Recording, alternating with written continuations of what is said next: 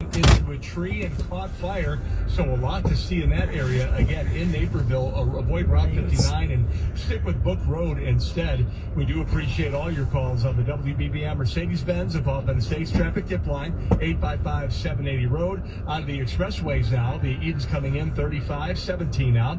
Kennedy out 35 and 48 in from O'Hare to downtown. Eisenhower outbound 50 to drive to the Jane Addams Tollway, 55 minutes in from I-90.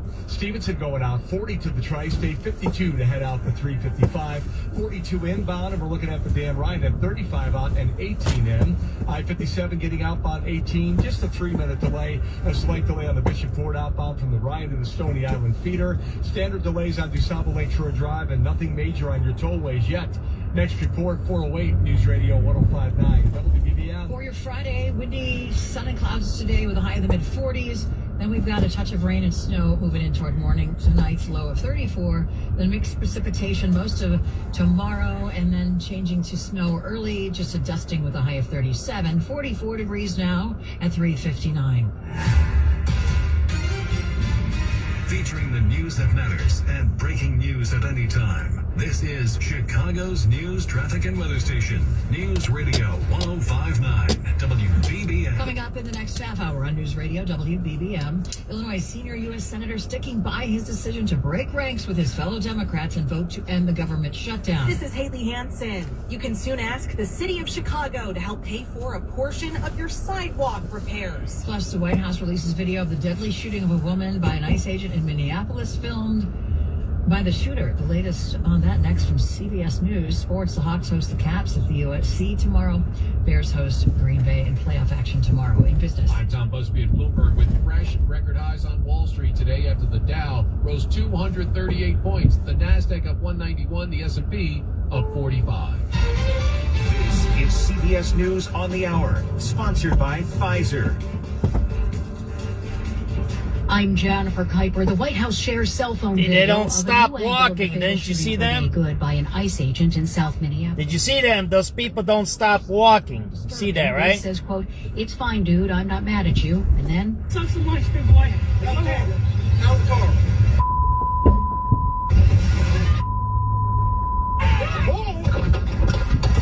the source says the video comes from the ICE agent who fired the shots. Vice President J.D. Vance posted the video on social media with a comment repeating his argument that the officer's life was endangered and he fired in self-defense. Minneapolis Mayor Jacob Fry says his city is safe but is being made unsafe by ICE. 50% of the shootings that have happened thus far in Minneapolis this year have been ICE. In other words, we've only had 2 shootings.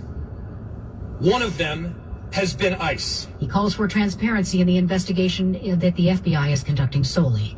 President Trump has been meeting with top executives from American oil companies following the ouster of Venezuela's president, Nicolas Maduro. President Trump says the United States did what needed to be done. The departure of Maduro makes possible an incredible future for both nations, Venezuela and the United States. Starting with taking back U.S. oil assets. They stole our assets like we were babies, and the United States did absolutely nothing about it, so now we're doing everything about it. Now, says the president, those assets will be rebuilt, and the economies of the U.S. and Venezuela will be closely integrated. Linda Kenyon, CBS News, the White House. With growing deadly protests over Iran's struggling economy, the country's supreme leader signals an upcoming crackdown on protesters. This man says through an interpreter, Look at this market. None of the shops have customers. Why? Because people don't have money. How can anyone buy anything now? President Trump again warns he could order military strikes. Luigi Mangione, accused of the 2024 killing of United Healthcare CEO Brian Thompson, has been in court today for a pivotal hearing. CBS's Bradley Blackburn. His legal team is fighting to block the government from seeking the death penalty. Their argument centers on the charge that Mangione used a firearm in the commission of a violent crime. They say the charge is flawed and should be dismissed. Employers added 50,000 jobs in December, nearly unchanged from a downwardly revised figure of 56,000 in November. CBS News business analyst Jill Schlesinger. It's a little bit less than the 60,000 expected, but well within the range of expectations. But for the year, job creation really did slow down. This is CBS News. You still got it. but your immune system weakens as you age, making it harder to fight flu, pneumococcal pneumonia, RSV. What's up, Marietta? What's up? I'm doing fine. Thanks for asking. News Radio 1059 and WBBMNewsRadio.com. 4:03 Friday, the 9th day of January. Good afternoon. Thanks for joining us. I'm Lisa Fielding. We have sunny skies, 44 degrees, northwest winds at 6 miles an hour. More seasonable this weekend. Get a mixed bag of precipitation. We're going to have the AccuWeather 5-day forecast coming up for you at 4:15. But first, Illinois' senior U.S. senator says he's still convinced his controversial vote to end last year's federal government shutdown was the right one. This is based now on the progress of efforts to extend the health insurance benefits.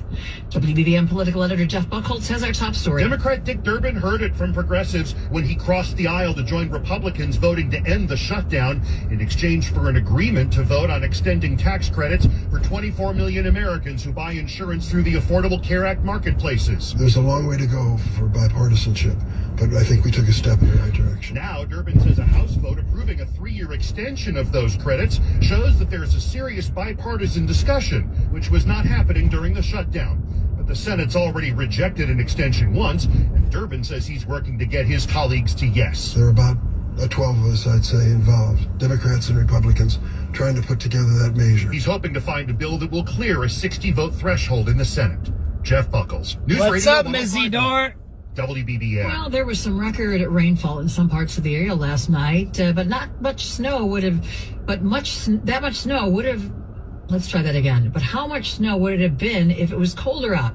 We spoke to the National Weather Service to find out. The short answer is it wouldn't have been much snow, according to NWS meteorologist Todd Kluber. It's not an apples-to-apples comparison, just because the atmosphere, when it's warmer, can hold a lot more moisture with it. But he says it will be a different story for the Bears-Packers game. Kind of periods of snow showers there throughout the evening. Just how much snow we'll get isn't clear yet, but Kluber says those at Soldier Field will also be hit with high winds. They're going to be out of the west, 15 to possibly 20 miles per hour in the afternoon, and possibly even into the evening hours with some gusts, 25 to perhaps a few gusts to 30 miles per hour. His advice? Dress for the weather. You know, if you're going to be outside for an extended period in the cold, keep covered. Maya Martinez, News Radio 1059 WBBM. Well, a chance to apply for one of the city's most popular programs opens next week. The application window for the Shared Cost Sidewalk program begins at 6 a.m. Monday, January 12th, and runs through 10 p.m. You can submit an application on the 311 website. The voluntary program allows property owners to share the cost of sidewalk reconstruction with the city in an effort to improve neighborhoods. The city says the Shared Cost Sidewalk program cost per square foot charge to property owners is well below what a private contractor would charge. Haley Hansen, News Radio 1059 WBBM. Police are looking into what led up to an infant that fell from an Edgewater window. It happened this morning in the 5800 block of North Sheridan. Detectives say a 1-year-old boy fell from the 4th floor of an apartment building and suffered serious head injuries. He's in the hospital in critical condition.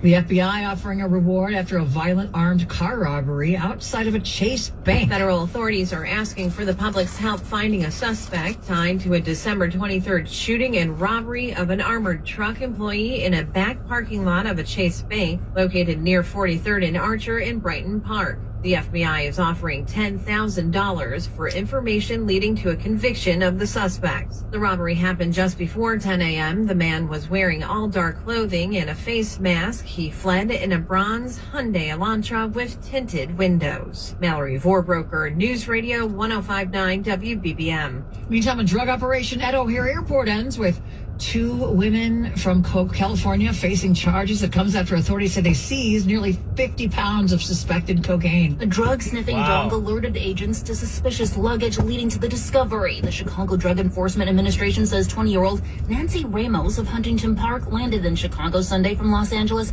and consented to a search after the canine alert, revealing roughly 13 kilograms of cocaine. The next day, 27-year-old Vanessa Perez from L.A. arrived at O'Hare carrying about 9 kilograms. Both women now face charges including possession with intent to deliver and trafficking of controlled substances. Wow. Sarah Pereira, News Radio 105.9 WBBM. It's 4:08 now. Time to check in on the roads, traffic, and weather together on the 8th. Friday, how are Friday roads moving, Neil? That was a lot of cocaine there. 4:11 p.m. Friday, January 9th, 2026. We finished our first full week, huh? That was a rough one, man. There's a lot of stuff happening. What's this with the cocaine? Is cocaine back on the market or something? I don't know what's going on there. A lot of cocaine busts lately. Hopefully everybody's having a great afternoon. Nice seeing you, Marietta. Nice seeing you, Ms. Zidor. Hope everybody's having a great week. You got out and got a little bit of fresh air today. I didn't. I just opened my windows. I was doing a lot of writing and typing. I'm switching my sleep schedule, so I'm getting up in the morning, so it kind of throws me off. It's pretty packed here by Gibson's, huh? This guy's gonna block me in. That's right. Stevenson outbound 40 to the Tri-State and 50 to 355. Yeah, I'll do that, man. These Ubers and Uber Eats, they need to go to chauffeur school. It's really bad. I'm going to repeat that again. Every Uber, all these people need to go to chauffeur school. That's what they used to be. And I don't know why the city isn't doing that and why the city isn't making them have special plates. And then they should ticket them and revoke their licenses when they, like that guy right there, he parked right in the middle of the street.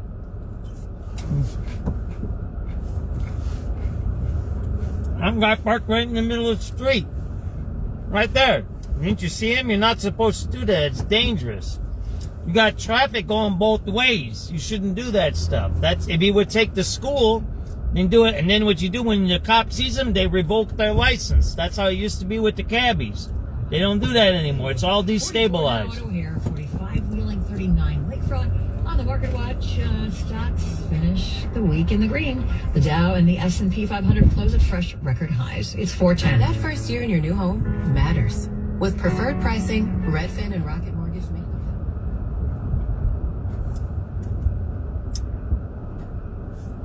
What's up, Jason? Yeah.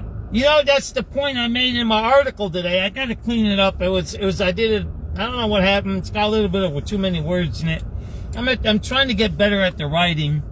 Usually I write at night. In the morning I double check it. Today I switched and I wrote in the afternoon. But, it was the theme of my article today. And maybe tomorrow I'm going to write one, like, a review of the week. We have no business in Chicago. We had flooding yesterday and 2 murders. And we're talking about ICE in Minneapolis. What does ICE have to do with us? It has nothing to do with us. ICE is a federal thing. ICE is about the borders and securing our country. Has nothing to do with Chicago. Has nothing to do with Illinois. Zero. Except what? I like what J.D. Vance said. Except what? Governors and mayors decide they have an authority to interfere with federal work, which is what? They pass laws hiding who the migrants are. They give migrants money. We're not talking about legal migrants. I'm talking about illegal migrants. If you're illegally here, you're fine. I don't care what you do. Even if you're an illegal and you're doing your paperwork, that's fine too. But they have specific laws about illegal migrants to protect them. And then you got people up there trained, which the wife of the lady said, yeah, we were up there to mess with the ICE agents. We were there to mess with them. And now everybody's seen the new video, right? She hit the guy, man. She hit the ICE agent. That's what she did. It's While e-scooters are the most popular, a new Voices of Child Health report finds kids wear helmets less frequently on them than when they're riding e-bikes, ATVs, or snowmobiles. Director of the program, Marie Heffernan, tells us a survey finds 63% of Illinois parents require them on snowmobiles, but only 1 in 3 on e-scooters. Especially after the holiday season where youth and adolescents might have received e-scooters or e-bikes as gifts. Now is a really good time for parents to set expectations about safety. To avoid head injuries that can come from falls, the American Academy of Pediatrics suggests riders wear a helmet, wait until they're 16 to start using an e-scooter, and don't carry a passenger. Nancy Hardy, News Radio 105.9 WBBM. It's Friday. In about 10 more minutes, we're going to have today's afternoon smart quiz. You can tune in for your chance to win tickets to the 2026 Chicago Auto Show, running February 7th through February 16th at McCormick Place. Always a really cool event. We're going to have your question coming up in 10 minutes. Coming up next, the AccuWeather 5-day forecast. Showering, making breakfast, checking emails. So again, to continue what I was saying is, what does ICE have to do with Chicago's mayor? Even talking about it. Why are you talking about it? But then you actively interfere. Don't you remember? Brandon Johnson and Mayor and the governor said, oh yeah, use your phone, use whistles. Like, you're putting your own citizens, your own constituents into harm's way. Why would you do that? Didn't you see the video, the newest video out? Now, look at it. It's up there. From that video I just posted an hour ago or so, that's the video from the agent. I'm hearing video. And what do you hear the lady's wife saying? Oh yeah, go, go. Why'd you do that? You should have said, stop the car, put it in park, let's talk to these guys. Think about this. If that lady would have got arrested, she would have been more famous than whatever's happened to her now. Now she's dead. Her kids are whatever. I mean, I'm sorry about that whole situation there. But her partner shouldn't have told her to go. That was a wrong move there, man. That was really wrong. My name is Jamie Bowles, and I was diagnosed with non-small cell lung cancer in December of 2018. Nobody would even know looking at me that I have stage 4 lung cancer. What's up, Tommy? For biomarker testing for that. When I was sitting down with my oncologist, there was already a state-of-the-art medication available that I was going to be put on right then and there. Ask your doctor how comprehensive biomarker testing. I'm all right. I have some more things that I'm going to write about soon. A little different papers. I don't know what I'm going to do. I used to do them on the weekends. Like, during the week, I just write what's happening, right? And then on the weekends, I write different ones. I got a couple of ideas. I kind of getting to the idea of why this is happening in our country. It's not something that's just brand new. And like I always say, I would never go against freedom of speech. I mean, I block people on SubX.News because, yeah, this ain't free speech. SubX.News is a private company, and if you start insulting me or my writers or my viewers, then you're getting off, and I'm not engaged in that stuff. But I don't ever go against free speech because why? We all have it, but if you're doing something else, right, there you go, F ICE, right?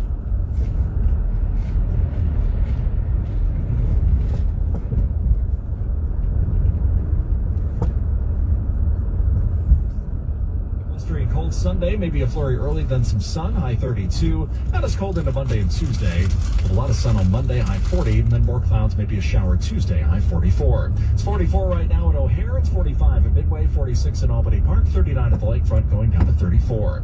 I'm AccuWeather meteorologist Brian Thompson. All right, Brian, thank you. It is 4:16. We're looking for a Chevrolet. Visit applechevy.com and discover the Apple Chevy Promise from the applechevy.com sports desk. Here's Adam Szynski. Well, Bears receiver Roma Dunze is as full go as he can be for tomorrow's wild card meeting. The extreme left wants to. I'll disagree with you, the extreme left. I'm not telling you who's the most dangerous in our society, the ultra-right. The ultra-right are white supremacists and militia people. They bombed the Murrow building. That was an ultra-right. Timothy McVeigh was... No, he was a little bit influenced. He had an idea because he had the idea from the Waco. But he started hanging around with that kind of stuff. Randy Weaver, he was his own guy, but he got connected with those guys slowly with the FBI agent. But to say the left wants to destroy our country, There's some parts of the left, the ultra left, I would agree with you, but the alt-right is actually more dangerous. The alt-right doesn't believe in any government. They don't. The ultra-left wants to change it into their viewpoints. Remember, the ultra-conservatives say we should have no government. That's what they say, less government. I don't know how that works with abortion rights. That's kind of weird. I always said that. That doesn't make no sense. When the alt-right says, oh, you can't have an abortion and we're going to outlaw it, that's weird because you're regulating a woman's body, and then you say, well, yeah, well, it's death. Well, yeah, none of that. Some of their arguments don't make sense. So we need to always be careful. Yeah, the left, the extreme left is bad. They're bad, but they want government. They want to control you. The alt left want to control you, so they want to keep the government, but in their view of how it should be, right? Like that comes out with the what you may call it. What was that? What do you call it when you have to talk a certain way? I forget, not wokeism, but the other one where you can't say certain words, only what they word, right? It came out of the Me Too movement, right? That's how they are. They want to control you. So the only way to control you is what? Through government. So I have to say then, and that idea, that premise or that foundational idea, you're kind of wrong there. The alt-left don't want to destroy the government. They want to control the government. They want to take it over. And they use chaos. They use all kinds of attacks, right? But they're not. The alt-left isn't anti-government. They want power. The alt-right is anti-government. White supremacists are anti-government. They're anti-government because they want to do whatever they want. That's how that is. I mean, some of them might not be. They might say, yeah, we want to re-image the government to our way. But those are the foundational differences between the two sides there. If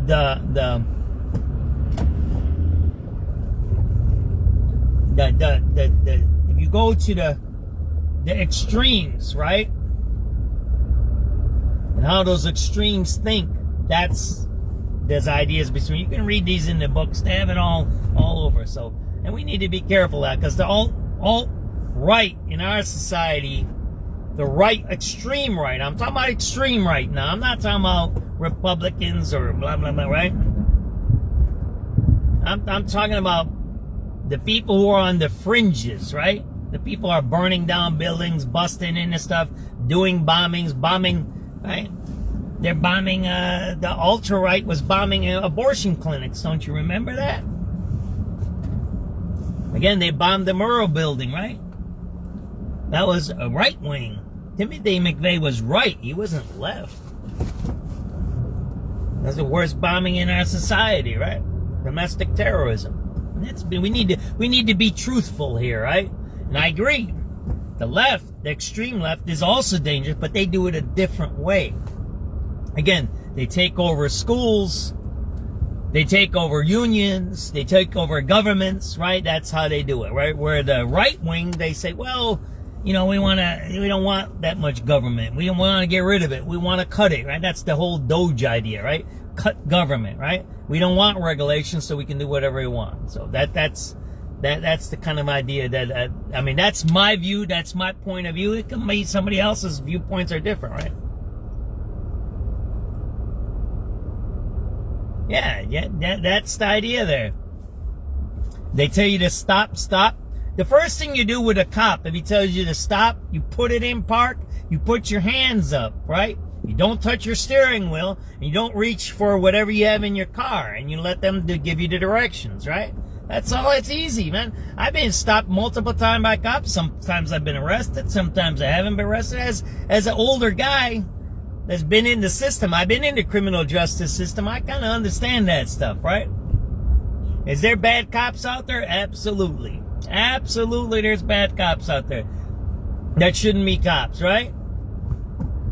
That guy who killed Laquan McDonald, that guy shouldn't be a cop, man. And then you can disagree on that or not.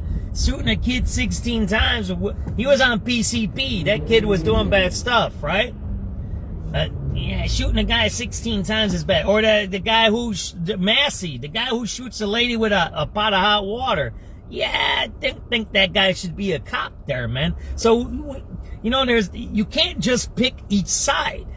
People want to say, well, it's left, it's right, it's black, it's white, it's this. Nah, it ain't, man. It's not.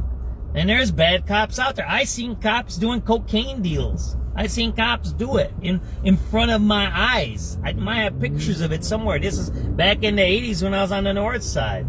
Oh, and there's cops who have gone to prison for doing bad things. No, we can't just say all law and order is good.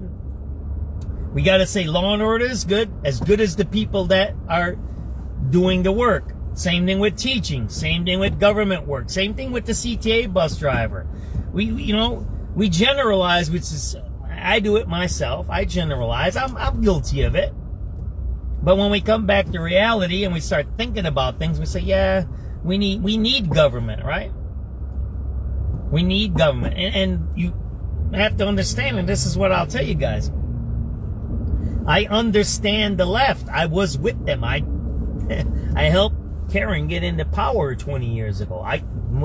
You can blame me a little bit for what you see in Chicago because I was part of that group, right? That led them to get into the union and led them to build the union stronger. I was part of all of that mechanism. And then when I started saying, yeah, I don't think what you're doing is right. I think what you're doing is wrong. I think what you're doing with our money, with the union money is wrong. Guess what happened? I was fired, right? And that's what happens. And now I'll say this. What did you just hear Trump say? He said the same thing as the left. He's the same kind of, I don't know if he does it on purpose or he slips, but there was some Democrats that voted for the War Powers Act or something, right? Against Venezuela yesterday, right? Why would a president say they should never be elected to power? He shouldn't say those things. That was wrong of him to say that. He has an opinion, that's good. But he can't do that acting as the president. That's just as Brandon Johnson does defunding, right? See, we say certain things about certain people, but then that same thing applies to that other person. Yeah, the other day, there was 5 Republicans. I think Josh Hawley, he's like ultra Tea Party. Isn't Josh Hawley's Tea Party, isn't he? He's ultra right. Josh Hawley. Look him up. I'm pretty sure Josh Hawley's alt-right. Voted for the War Powers Act. Right? That you can't keep going into Venezuela without us approving it. You can maybe arrest them with a warrant, but you can't be taking over Venezuela and doing whatever you want to do here. You guys heard about that or not? Same thing happened with the Affordable Care Act, extending the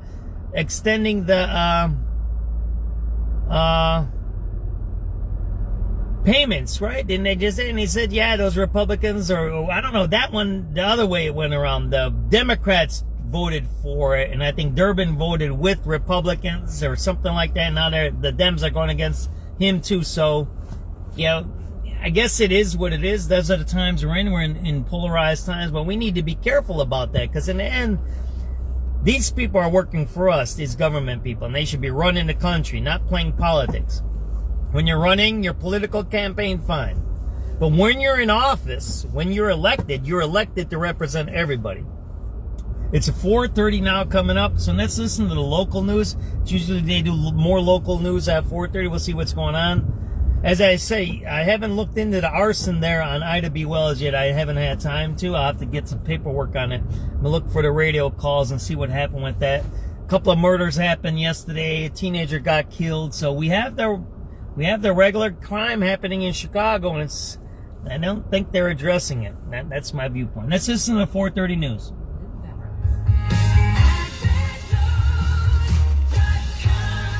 Most insurance accepted. This is the story of the one. As the purchasing manager in a manufacturing plant, she knows the only thing more important than having the right safety gear is having it there when you need it.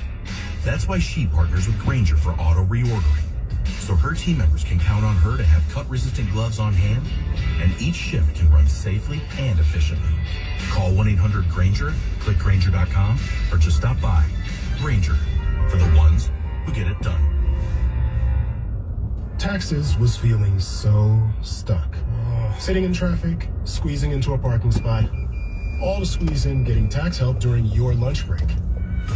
Now Taxes is a TurboTax expert who does your taxes for you, while you go about your day getting real-time notifications about their progress and the most money back guarantee. There you go. It goes across Republicans, Democrats, right, left. It doesn't matter. And we citizens, regular people, need to be careful of that, because we fall into their traps. They set traps for us because they're creating narratives for themselves rather than narratives for everybody. Yeah, north of 95th Street, you have a vehicle that... I agree with you, Ms. Idor, that people, what you say is the right thing. We need to be careful, because we get trapped into these things and we fall right into them, and we fall into those traps. And then, I sorry to say this, a politician should be picking up the garbage, checking the rats, to cleaning the graffiti, lowering our taxes. If you're the feds, protecting our border, making sure there's no terrorists, and keeping us safe, those kinds of things.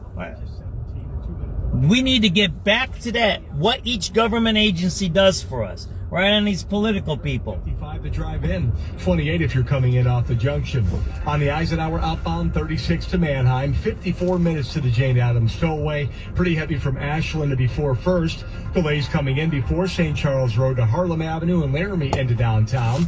An hour 5 to drive in from the Jane Addams Tollway, 43 in from Mannheim. Stevenson outbound 38 to the Tri-State, 50 to 355 and 47 in. Had a stall on the Dan Ryan. It's gone inbound around Cermak, but you're really backed up from the Stevenson. 18 inbound and even slower in the Express. Plan on 40 to drive out to the split. From the Metro Traffic Center, your next report's at 4:38. News Radio 105.9 WBBM. Partly cloudy tonight, then mostly cloudy later on. Could get a touch of rain and snow toward morning, a low of 34. Mixed precipitation tomorrow with a high of 37. If you're headed to the Bears-Packers game, windy and colder, maybe a snow shower with a low of 24. 44 degrees now at 4:29. Nothing makes a gathering great like Eggland's best eggs. They're just so delicious, with better nutrition, too. For us, it's eggs any style, as long as they're the best. Eggland's best.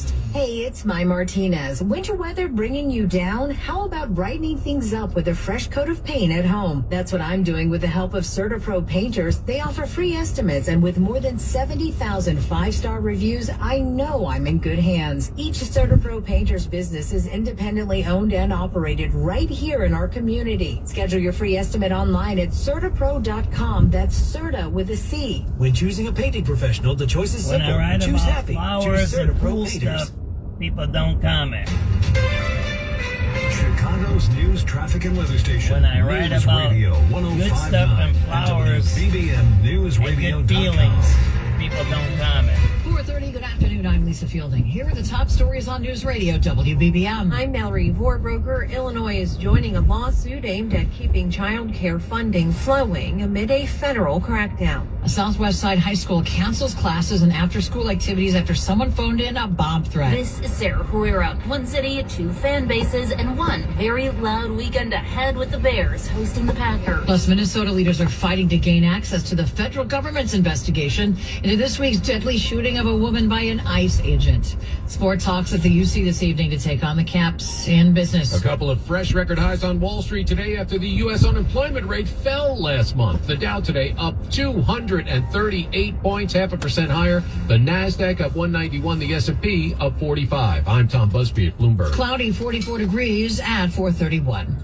Illinois is suing the Trump administration for withholding billions of dollars in child care funding for families. The story from WBBM's Mallory Vorbroker. Illinois Attorney General Kwame Raoul filed a lawsuit with Attorneys General of California, Colorado, Minnesota, and New York, challenging the Trump administration's attempt to freeze $10 billion in federal funding designed to benefit low-income families. Raoul, in a virtual press conference, calls the move an abuse of power. If this attempted freeze were allowed to stand unchallenged, parents of nearly 150,000 Illinois children who receive child care support would be forced to stay at home, causing employers to lose valued employees and businesses to also be impacted. The Trump administration gave Illinois 2 weeks to turn over what Raul says is a large amount of sensitive personal information on an impossible timeline. Mallory Vorbroker, News Radio 1059 WBBM.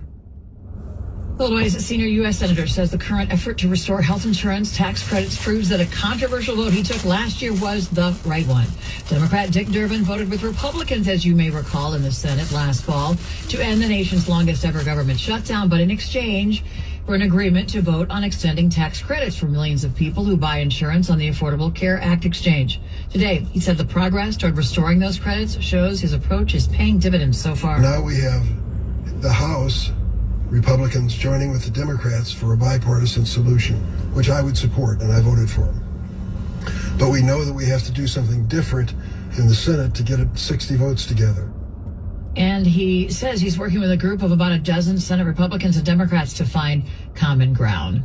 We'll play playoff football back in Chicago with the Bears hosting the Packers tomorrow. And that excitement is spilling out of Soldier Field and into the city with ice sculptures, displays, and, of course, appearances by Staley the Bear. It's the Bears' first home playoff game in 7 years. Don't you guys think it's funny? Did you hear that first report about Trump?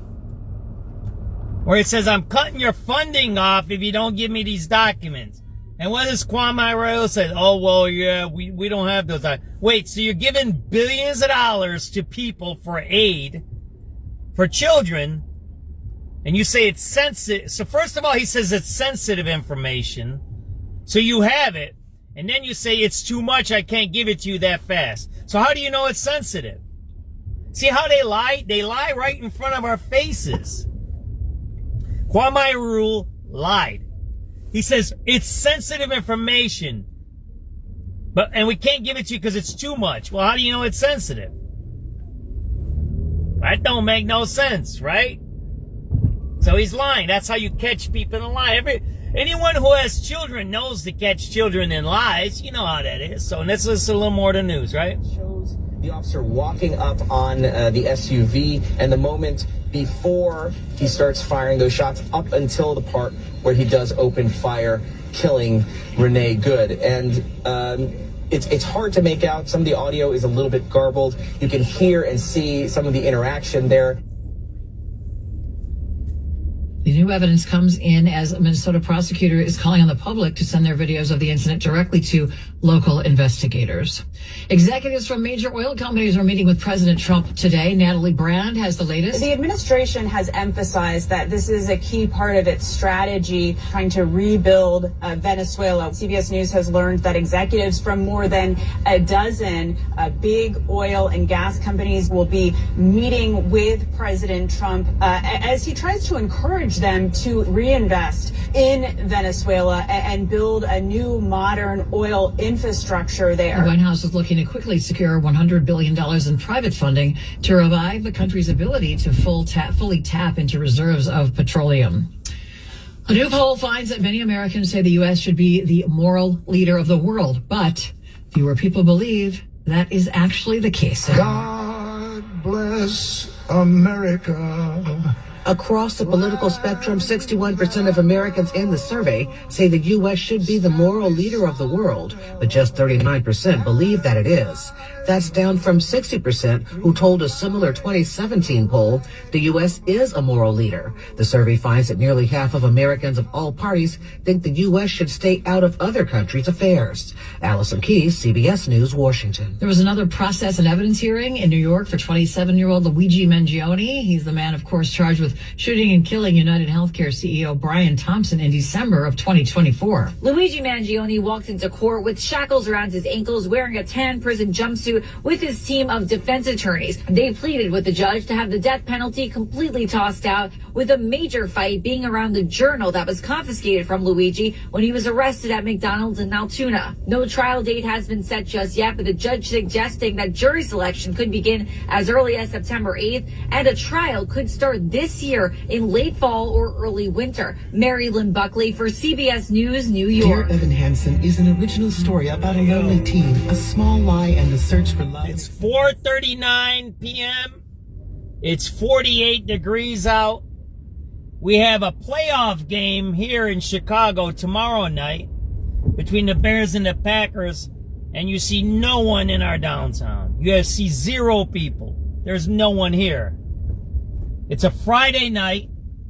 It's 4:40 p.m. It's rush hour.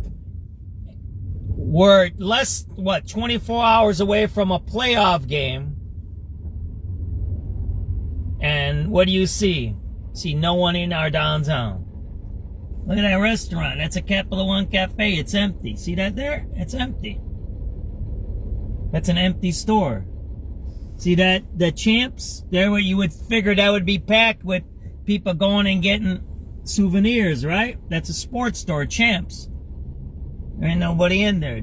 Look at the store. Look into the store. Look at the video. There's no one in the store. Don't you see? There's no people in the store. There you go. Take a look. This whole block is empty here, right? Or half empty. There's Foot Locker. How many people are in there? You would figure people that would be packed with jerseys and all of that, right? There's some sports place, right? Then none of those stores have any people in them. There ain't nobody here. I'm sorry to laugh, but there's no one here. See, I laugh because there's a bunch of people that tell me I don't know what I'm talking about. Well, okay, we're 24 hours before a playoff game. It's 48 degrees. There's the time. So you don't have rush hour traffic. You don't have rush hour crowds. You don't have shopping crowds. And now you don't have the what? Playoff crowd. Got that? So everything they've been telling us about our city is a lie. It's a fabrication. Now you have to figure out, why have they been lying to us, right? Why do people lie about, right, the economy? Why would they lie to us? Right? We just had a mass shooting right in front of that theater there. What, a month ago? A mass shooting where a teenager was shot. One of the teenagers was murdered right there. 2 were shot there. 7 were shot there. A month ago, right? Tree lighting ceremony. So that's what happens when you lie. When you lie about crime, when you lie about the economy, you end up like this on a Friday night, right before a playoff game. See that there? That's our main store there, right? We used to be Marshall Fields, now it's Macy's, whatever, right? There's no one here. Look, there's no one walking. Look across the street. I'll pull over here, right? Look. Do you want me to stay here for a second so you can see this? There's no one. Look at the doors. Is there anybody going in and out of that door shopping? There's barely anybody in there. There's some people in there, right? See that there? Look here. Right, we'll look at that door. How many people are coming in and out of that store there? There's no one. There's no one coming in and out of that store there. 0. None. You're in the middle of the 3rd largest city in the United States of America. There's no one walking around, right? See that there? This ain't a suburb. You're not in the country. You're not in some town somewhere. You're in a major city. See that there? There you go. SubX.News on the spot reporting. Downtown Chicago, empty for the playoffs.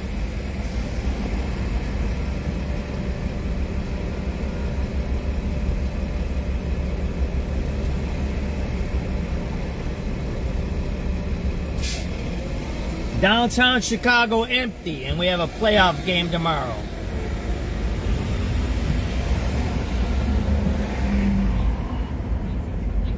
$4:40 p.m. January 9th, 2026.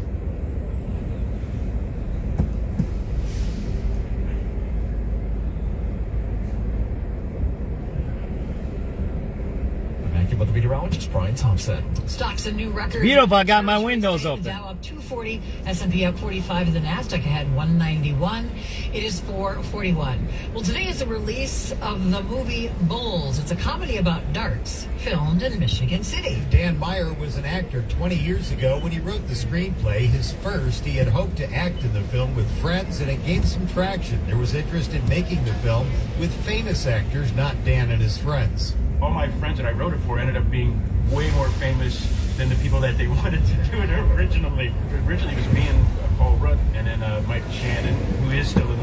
lead actor, Mayor Steinberg, had little experience. First time acting, pretty much. He worked out at the steel mill and came into an open audition. It was unbelievable. Just great. Michigan City is the director's hometown, and he was back one day 3 years ago in McGinnis's phone now closed. The script came up, and owner Kevin McGinnis pointed to the dartboard and said, "Why not shoot it here?" And they did.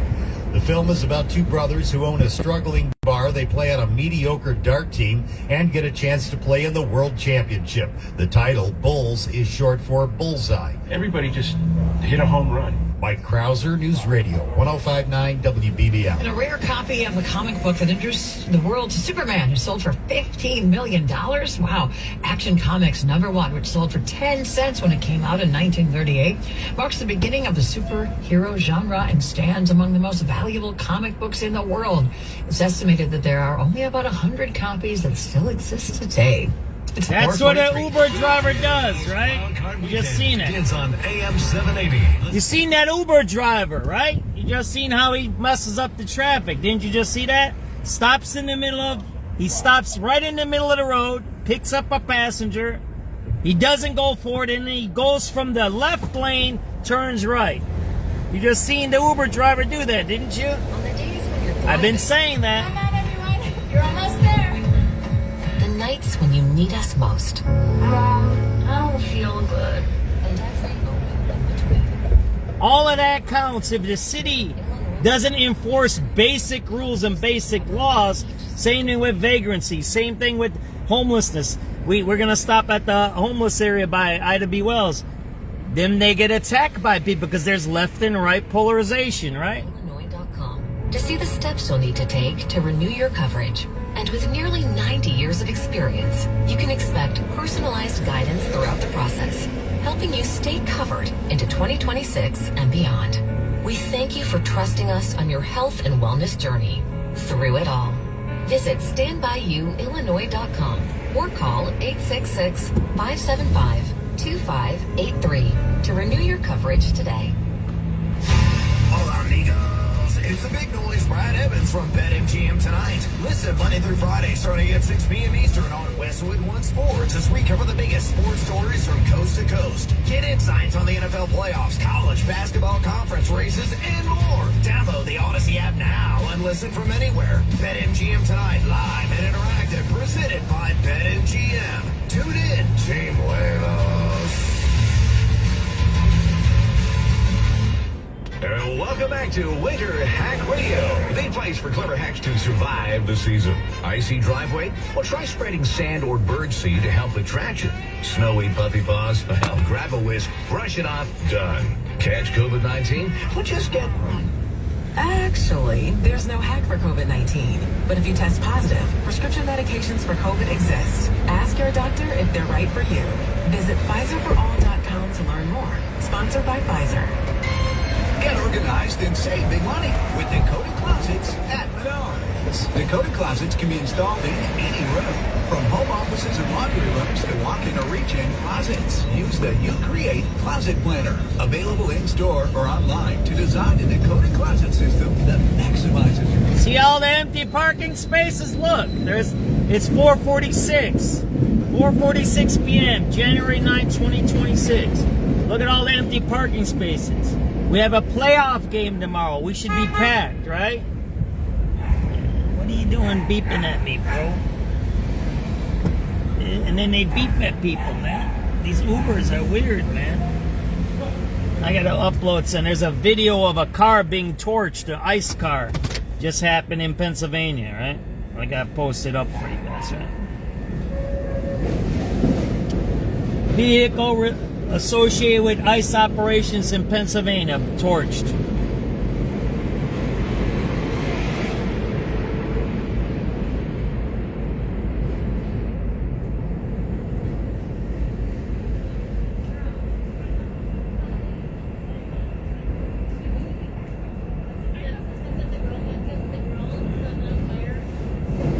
Let's keep moving, right?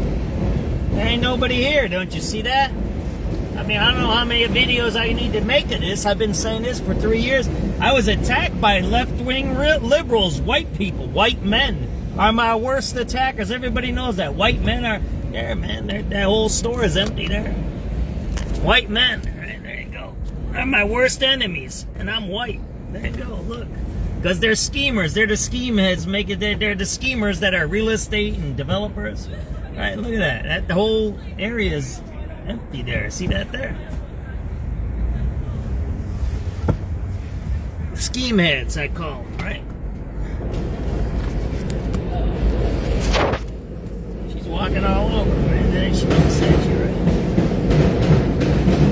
The lady was walking into my car, and the crosswalk is right there, right? I don't know why you looking at me. I don't know what the fuck that's about.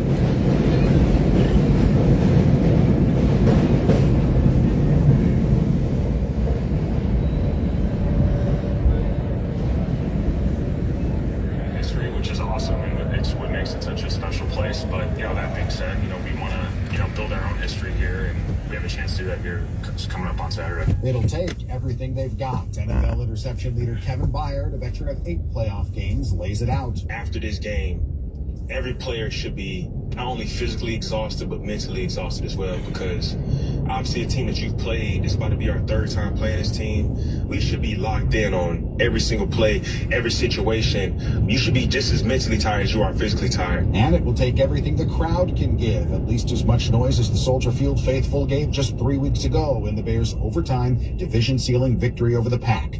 The last word, of course, to Tooney. Soldier Field's been great all year. It's awesome having the home support, always loud and raucous when we need them to be, and we need you again. Win or lose, get their first playoff victory since 2010 or no, Josh Liss will have another Gridiron Report on Monday morning right here. Rick Gregg, News Radio 105.9 WBBM. Thank you, Rick. It is 4:48, time for traffic now. Here's Neil. All right, we'll start on the tollways this time, Lisa. The Veterans Memorial, I-355, pretty heavy northbound now from Army Trail Road to Lake Street. Crash there involving 2 black vehicles. The center lane is blocked. Again, the northbound side of 355, this is at Lake Street. The other tollways, the Tri-State northbound, pretty heavy from the Cermak toll to 290. Southbound on the brakes before 290 to Ogden, and a slowdown past Halstead. The Jane Addams Tollway looks good. The Ronald Reagan Tollway eastbound heavy past York Road to the northbound Tri-State. They're dealing no drugs here. on The Route 2 drug 390 dealers or are Route right here, 53 in right? the The northwest short suburbs. guy. Southwest suburbs, you have delays. Short guy right here, man. He's a drug dealer. 8094 backups They're in back northwest here. Indiana, westbound from Grant to Kennedy, eastbound heavy between Torrance and Burr. On the area expressways, the Eden's coming in 34-17 outbound. On the Kennedy in, you're at 55 minutes, a 37-minute ride out to O'Hare. The Eisenhower in an hour 5 from I-90, 45 in from Manheim. On the turnaround trip to Manheim, expect 35 minutes. Stevenson, 50 minutes on either side between 355 and DuSable Lakeshore Drive.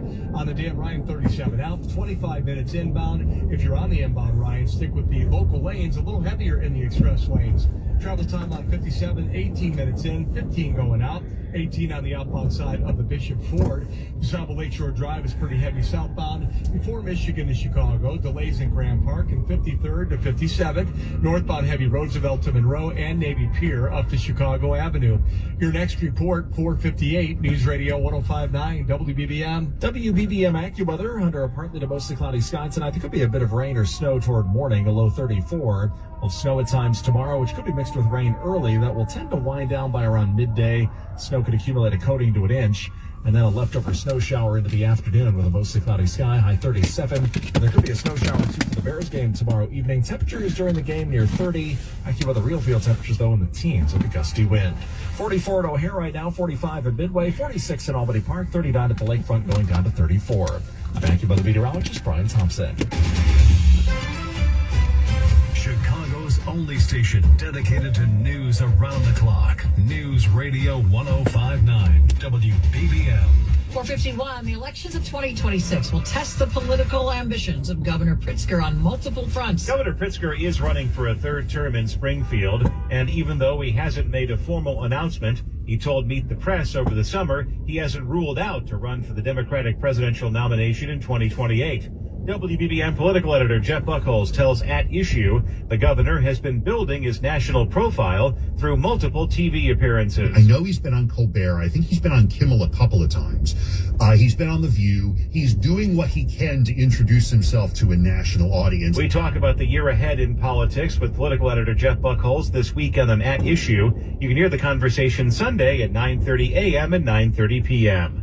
Rob Hart, News Radio 105.9 WBBM. A store that sells president-themed merchandise in the northwest suburbs is heading to a new location. The Trump Truth Store is moving from a space in Huntley to a strip mall on Virginia Street in Crystal Lake. The store shut down its Huntley location back in July, part of an eviction settlement with the landlord. Documents show the landlord cited several concerns, including signage and merchandise that was placed outside the store. The pre-opening of the new Crystal Lake location is expected during the King Day holiday weekend. Cisco Cotto, News Radio 105.9 WBBM. My kids make fun of me because they're my kids. One of the things they mock me for is the fact that they find me all the time out of the garage, even on really cold days, just staring at my brand new... So it's 4:53 p.m. Friday night, the night before a playoff game. Where is everybody? You don't see nobody here, right? Don't see nobody going. That's the old Marshall Fields. You don't see nobody going in and out of that store, do you? Look at that store there. Just look at the door. You just have to look at the doors. Here. I'll show you. If you're crowded, what do you think would be crowded? The Starbucks. We're on Randolph and Wabash. You have the Millennium Park, the Bean. You have everything right there. You have this area here, and then you have State Street there. But look at that store. There's 0 people in there. What is that? One lady, 2? There's one guy sitting there and one guy there. It's completely empty. That store is empty. It's empty. That's the time, man. It ain't 4:54 a.m. It's rush hour. It's completely abandoned. I know somebody just, I think it was Tom, he said, man, you wrote a bleak article. I said, I don't know what else to say. There you go. I was just talking to my wife about these stairways. These were famous stairways. You would have to fight to go up these stairways. Right? These right here, Washington and Wabash. Anybody who knows downtown Chicago, around this time, you would have to fight to go up those stairways. See that there? Right? There you go. It's the same thing as yesterday, right? Same thing. It hasn't changed, right? There you go.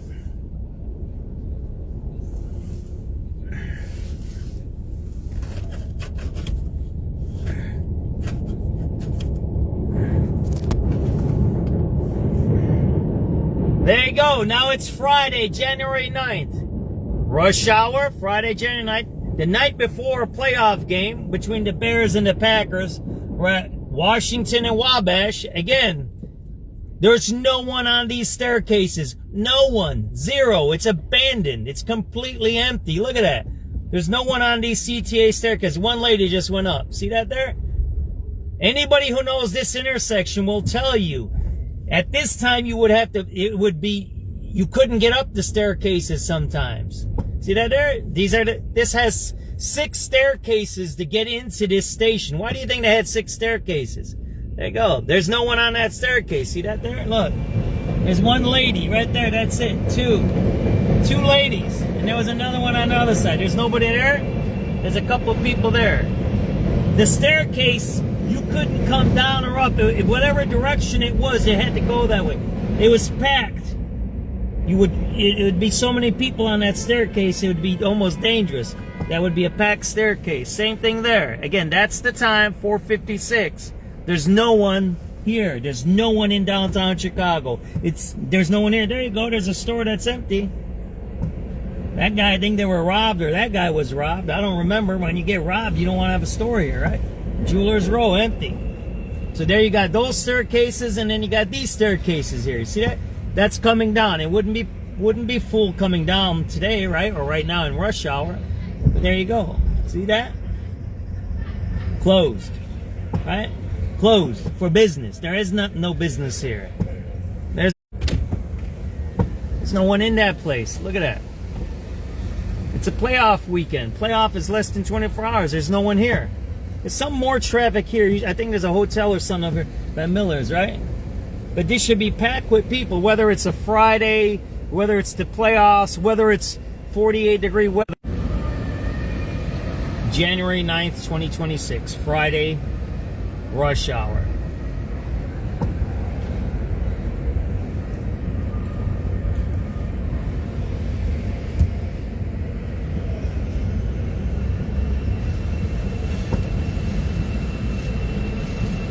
Yeah, I don't go to Starbucks.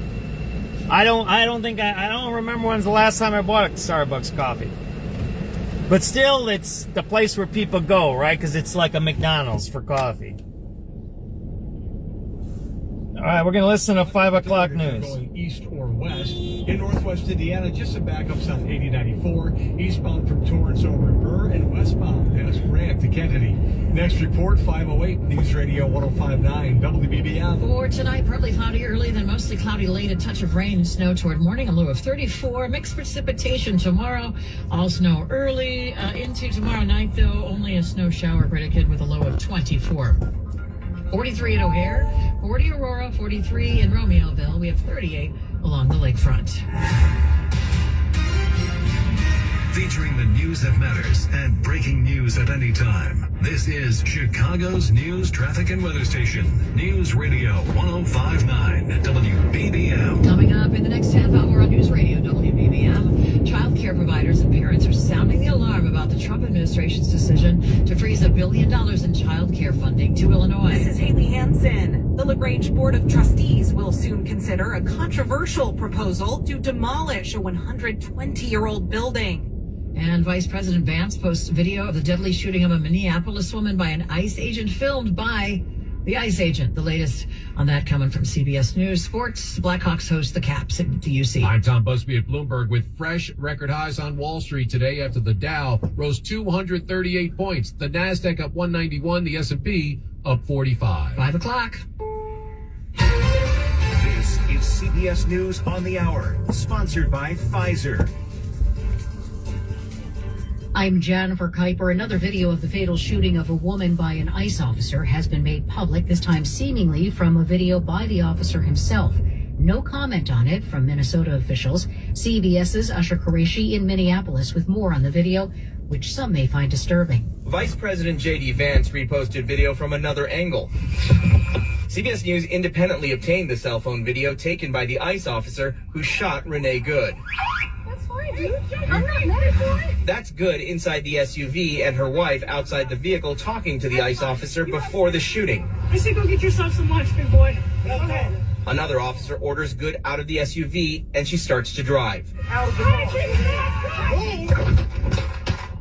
Earlier Friday, Mayor Jacob Frey criticized the Trump administration's decision to remove state authorities from the shooting investigation. Officials in Portland, Oregon say that Border Patrol agents shot a man and a woman during a traffic stop yesterday. Their conditions still unknown. CBS's Gwen Baumgardner in Portland. The Department of Homeland Security says it was conducting a targeted vehicle stop involving 2 suspected Venezuelan members of the Tren de Aragua gang who recently entered the U.S. illegally. In a statement on X this morning, DHS officials identified the pair, adding that Of Russia or China as your next door neighbor. That's not going to happen. And the president says the U.S. will deal with Greenland the easy way or the hard way. CBS's Jim Krasulo with updated figures on measles outbreaks. State health officials have confirmed nearly 100 more measles cases in the Spartanburg, South Carolina area. The outbreak has now grown to more than 300 confirmed cases. It's one of the biggest measles outbreaks in the country, along with one along the Utah-Arizona border. President Trump has taken steps to address the issue of affordability in the housing sector. Bill Pulte, who heads the Federal Housing Finance Agency, says that includes banning institutions from buying private homes and... We are looking at everything and anything that can bring down the cost of homes. That includes portable mortgages. I will tell you, though, that the president has the list of things that he's looking at doing, and he'll decide whether or not we do that. This is... You still got it, but your immune system weakens as you age, making it harder to fight flu, pneumococcal pneumonia, RSV, and COVID-19. Ask your doctor or pharmacist which vaccines you need. Chicago's news, traffic, and weather station. News Radio 1059 and WBBMNewsRadio.com. 5 5:03. Happy Friday. It is the 9th day of January.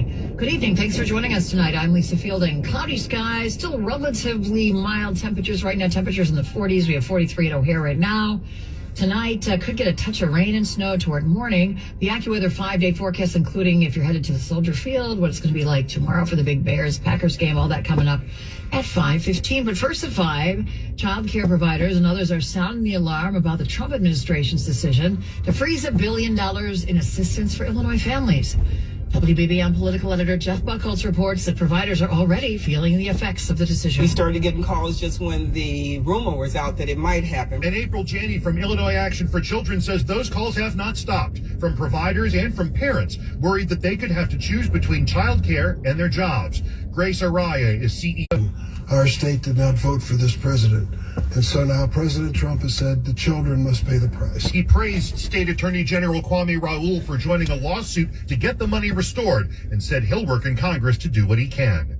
We're in Avondale. Jeff Buchholz, News Radio 1059, WBBM. A contentious vote will be held next week to determine the future of a 120-year-old building in the southwest suburbs. Our town has seen many small businesses close over recent years, and this one's going to hurt. Jackson Square Mall, an Art Deco Egyptian revival building designed by George Kingsley, sits at 112 East Burlington in LaGrange. On Monday, village trustees will consider a proposal to demolish the mall and replace it with a condo development. Anti-ice Andy barricades. Levy is a LaGrange resident and vendor Portland. at Jackson Square. More than 70 small business owners that are vendors in Jackson Square will be displaced, and LaGrange will be losing a bustling commercial destination that's been beloved by all of Chicagoland for decades. With around 2,000 signatures on a petition to save the mall, Levy expects Monday's meeting to be packed.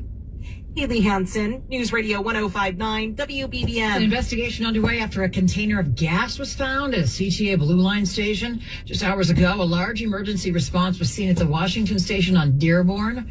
Firefighters at the scene say the hazmat was called in response, but it wasn't immediately clear where it was found. About 15 minutes later, the emergency responders and fire crews left the area. We're trying to find out what happened. We'll give it to you when we know. The FBI offering a $10,000 reward to help find the suspect tied to a Southwest Side armored car robbery. The federal agency's Chicago field office is seeking any information leading to the arrest and conviction of an armored car robber who shot a security guard in the back parking lot of a Brighton Park Chase Bank near 43rd and Archer on December 23rd, just before 10 a.m. The FBI released photos of the man wearing all dark clothing and a face mask, pointing a gun at the bank employee working out of a white Sprinter van. The suspect fled the scene in a bronze vehicle with tinted windows. Mallory Vorbroker, News Radio 1059 WBBM. A woman from Indiana facing criminal charges after allegedly taking money from an online fundraiser. It was October of 2024 when a male co-worker, a 48-year-old Kelly Larson, was injured in a crash. They worked together at an ambulance company. The GoFundMe campaign raised over $5,000. They don't According stop. to police, Did you see when the that? man who was injured asked her how to access What are you gonna the money do? about What- 5 what- months later, he said she It's told a him red the light. fundraiser had never been linked to a bank account. Fucking so the Iowa, money was returned motherfucker. to He's got donors. Iowa plates. Police allege in reality, Fucking Uber Larson asshole, took the man. money, He's got a charging red her with light. felony theft. A woman identifying Weirdo. herself as Larson's daughter disputes that she stole the go money. talk to these she says guys, Larson right? will be found not guilty. Mike Krauser, I gotta turn News around Radio because they've messed me up, 1059 those WBBM. drivers, right? And after 50 years, a hair salon, beloved hair turn salon around and there, spa in right? Northfield, closing its doors. Teddy Kozoff announced today that he will be stepping into retirement on February 15th of this year. His daughter Keely will continue in her father's footsteps when she Turning opens my car Kozoff up. Salon Spa in Lincolnshire next month. 5:08. Traffic and weather together on the 8s. How are the roads, Neil? Well, we have a stall on the Eisenhower, so you're really backed up on the outbound side from Western to before Harlan Avenue. The right lane is closed with it. 33 minutes to Manheim, 51 to drive out to the Jane Addams Tollway, coming inbound heavy in spots between North Avenue and the Jane Byrne, and hour 10 in from 90 to 48 in for Manheim. Heavy traffic on the Edens coming in through the north suburbs from past the Spur Ramp to Old Orchard, and a delay past Peterson to the Kennedy. 34 inbound, outbound just a slight slowdown off the junction to Foster. On the Kennedy inbound, 57 minutes, 28 in off the junction. Getting outbound 16 to Montrose, about the same in the express lanes. 35. All right, let's see how we can do these interviews, right? The Stevenson outbound is heavy past the Dan Ryan to pass Central, and then from the Tri-State to Cass. 22 if you're going to Cicero Avenue, maybe out toward Midway. 34 to the Tri-State, 48 minutes to 355. Brake lights on the way in between Cass and Route 83, and a slowdown from First Avenue to Pulaski. 45 in from 355 and 32 in from the Tri-State. On the Dan Ryan, you're 33 outbound, a little slower in the express lanes. 25 in on the Ryan from the merge into downtown. I-57 about 17 either way, just a 2-minute backup. Some traffic on the Bishop Ford outbound in spots from the Dan Ryan to past 115th. 18 to head out to 8094. DuSable Lakeshore Drive traffic between the Gold Coast and Grand Park in both directions, and some backup southbound into Hyde Park. Tollways the Tri-State northbound back up from Cermak to 290 and southbound from 290 to Ogden. The Ronald Reagan Tollway eastbound heavy York to the northbound Tri-State ramp, and a crash getting cleaned up on the Veterans Tollway northbound at Lake Street. The center lane still closed. A lot of traffic getting through the area. Nothing major in northwest Indiana today, just some delays on 8094.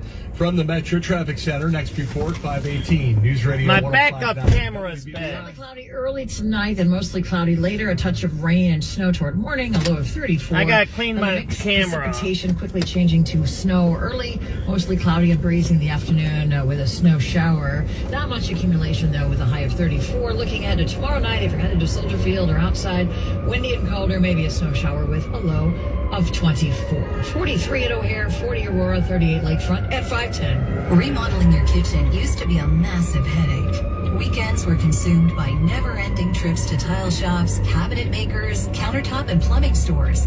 Honestly, who has time for that? At Normandy Remodeling, we make your kitchen remodel easy. And we'll take your kitchen to the next level with stylish, functional designs that go far beyond your expectations. My backup camera ain't working. I don't know. It's really bad. Whatever. Oh, I don't even know where I'm at now. That driver at the Iowa plate's messing my head up. They're all jacked up. They all want to make that little bit of money from their Ubering. And they're doing illegal work in our city, right? Every one of those guys should be arrested. You got out-of-state plates doing Ubering in Chicago, you should be arrested and fined $1,000. And that's it. Get them out of our city. They're stealing our money. Period.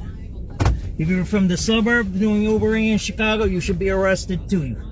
You need a special license to work in the city. That's how it always was. That's how we're losing all our money, because the mayor talks about ICE rather than talking about what we need, right? He's not concentrating.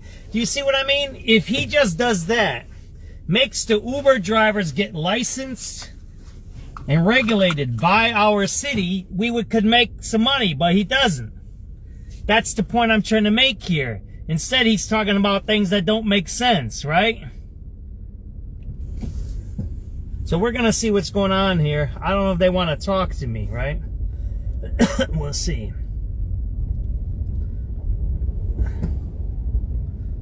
All right, but if you see here, they're messed up.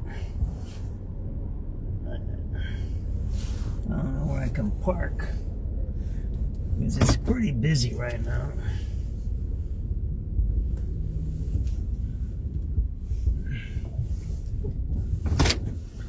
You know what? Let's go talk to these guys.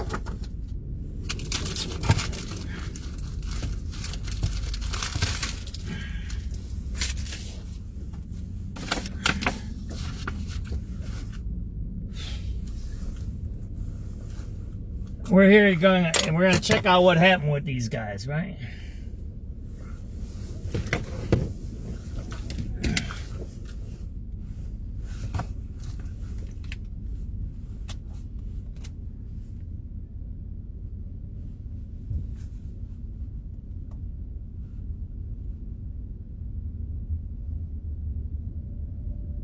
There was a fire here. Somebody did it to them, right? I'm gonna see if it was them and their propane, or if it was a criminal, right? We're gonna go out there and check it out, right?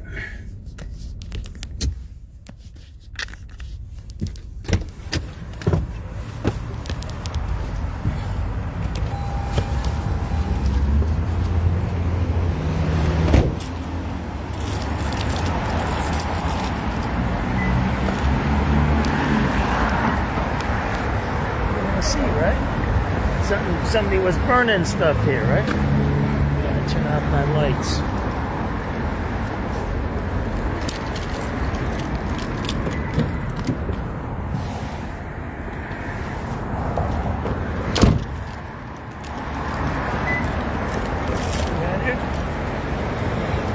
Somebody was burning this stuff here, right? See that there?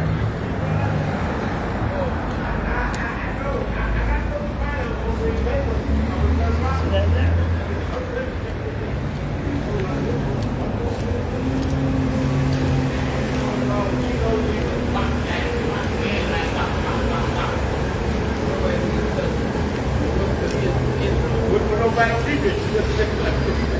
You guys all right? What happened here the other day? I heard it on the news. I actually, no one's talking about it. I heard the radio calls. Somebody, Miss Lady came in and said the box on back there. Said it on back. Was it somebody else? Because you know they had those. I seen them. Because you know they killed the one guy down the street on Wabash. Right. Yeah, we heard they about killed that. him, and then you remember they burned the other guy. Yeah. The other guy, they burned him alive on Whacker. So I'm you know me, I'm SubX.News. Yeah. So I'm checking with you guys. And then somebody went this morning and said he got a carrier back there on fire.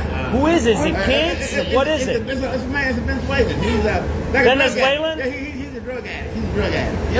Yep. So it's the same guy, you know, the Venezuelans killed the guy over there on Wabash. Yeah. So those are the ones bothering you then, right? I see that he doesn't be careful. What's the cops doing about this shit? I told the cops. I'm filming, but I don't have your faces, all right? I'm pointing down, okay? I told the cop, he didn't say nothing. I told the fire marshal who did it, they could play the camera back and catch the guy because he went that way. And they played the camera. They had time that fire, and he went that way. He said, y'all be careful. Told the Spanish, and he went on around the corner. He kept on going. These fuckers ain't doing shit. Right. Always. See, right. And that's what people think. They say, "Oh, you're against." First of all, I was homeless before. Look here. So here's the thing. The city needs to be doing something for you guys, and that's my view. They're not doing nothing. I say they're responsible. They need to be look. They did something you know what for I've been saying? Why is that fucking place empty? Why don't they let you sleep in there? They did something for them. The Venezuelans. When they did something for them. You wouldn't play no one. They did shit for us. That was a hotel right down the street. They ain't for us. It's for them. It ain't for us. So hey, it is what it is. But I was scared for you guys when I heard about it. I said, "Oh, is there another one of these killers going around here?" Yes, I seen him. I see him again. I got him. Boy, young, old? Old cat. He's a drug addict. A drug addict? He looked like a Roberto Duran with woolly hair, with like a mouse man. I'll look for him. So where does he usually hang out? He go back to the alley and get high. The drug addict go back in the alley and get high with the rat. Look, if they want drugs, why don't they give them a drug building? And go do your drugs in a building. Why do they let the crime happen everywhere? You know what I mean? I don't get it. And I was just up on Wabash. There's no one on Wabash anymore. It's empty. Right, they clean it. And people say, "Oh, that's the way it is. It's not Russia." I said, "What do you mean? I grew up in the city. This place should be packed." Yes. You remember how it used to be? Yes. You couldn't go up the stairways or nothing. Remember those days? Yeah. You were like fighting people. Yeah. It's like... It was crazy. It was crazy. I'm glad you're okay. I was really worried about you guys. We looked back and I said, "Oh, call 911. That was crazy. He told someone, because it went up the wall. Woo, woo, woo, woo. We couldn't get through it. So what did he do? Did he throw fluid on there? He threw fluid on. Was there somebody in there or not? It was his place. He was gone. He was gone. But we ran around and we tried to get him out. Yeah, that's what I was going to say. Hey, but we couldn't get the flame so big and so loud. Did at least the police make a report? Or you don't know? No, I don't know. But the fire marshal made a report. All right. So what I'll do is I'm gonna look up the police reports. Yes. All the. Yeah. Did you see it? Right. It was burnt. It burned. Did you hear what he said? He said he threw fluid on there. Yes. So that's got a motherfucker. Well, that's a killer. That's a serial killer. There. Yes. I know. That Arson right there. That's just murder. That person shouldn't be in public. Because he might walk and see somebody homeless. Well, it's like the guy who put the lady on fire on the train, throwing fluid on her. Yeah. You know that case, right? Yeah. And then they killed the 4 guys on the train. What was that, last year? Yeah. Remember that? You heard about that one? Yeah. 4 dudes shot 4 people sleeping on the train. See, do you see what I'm saying? Yes. It's not about sleeping on the street. I get that. If the city's supposed to protect everyone, including the migrants, including the homeless, including the truckers. I don't care. I don't care. That's their job. But you're not protecting these, and then you're on TV talking about you're protecting people. You're not. And I keep saying, why is that building empty? Why don't they open the door and let you guys stay in there? Nobody. All righty, John. I'll be back. My name is John. What's your name? Geronimo. Take it easy, man. All right. I gotta give some other guys chicken. I brought that chicken the other day. I gotta pass the food around. I told the fire marshal, hey, that fire was started, and you know. And what did he say? He listened to the for a minute, and I guess he made a report, you know. And that was it. That's attempted murder. But then somebody came back and set the numbers on fire back there. So they didn't come back this morning. I see no fire. So there was a second fire this morning. Yes. So a fire was yesterday and this morning. Yeah. Okay, I'll look up the reports. Yes.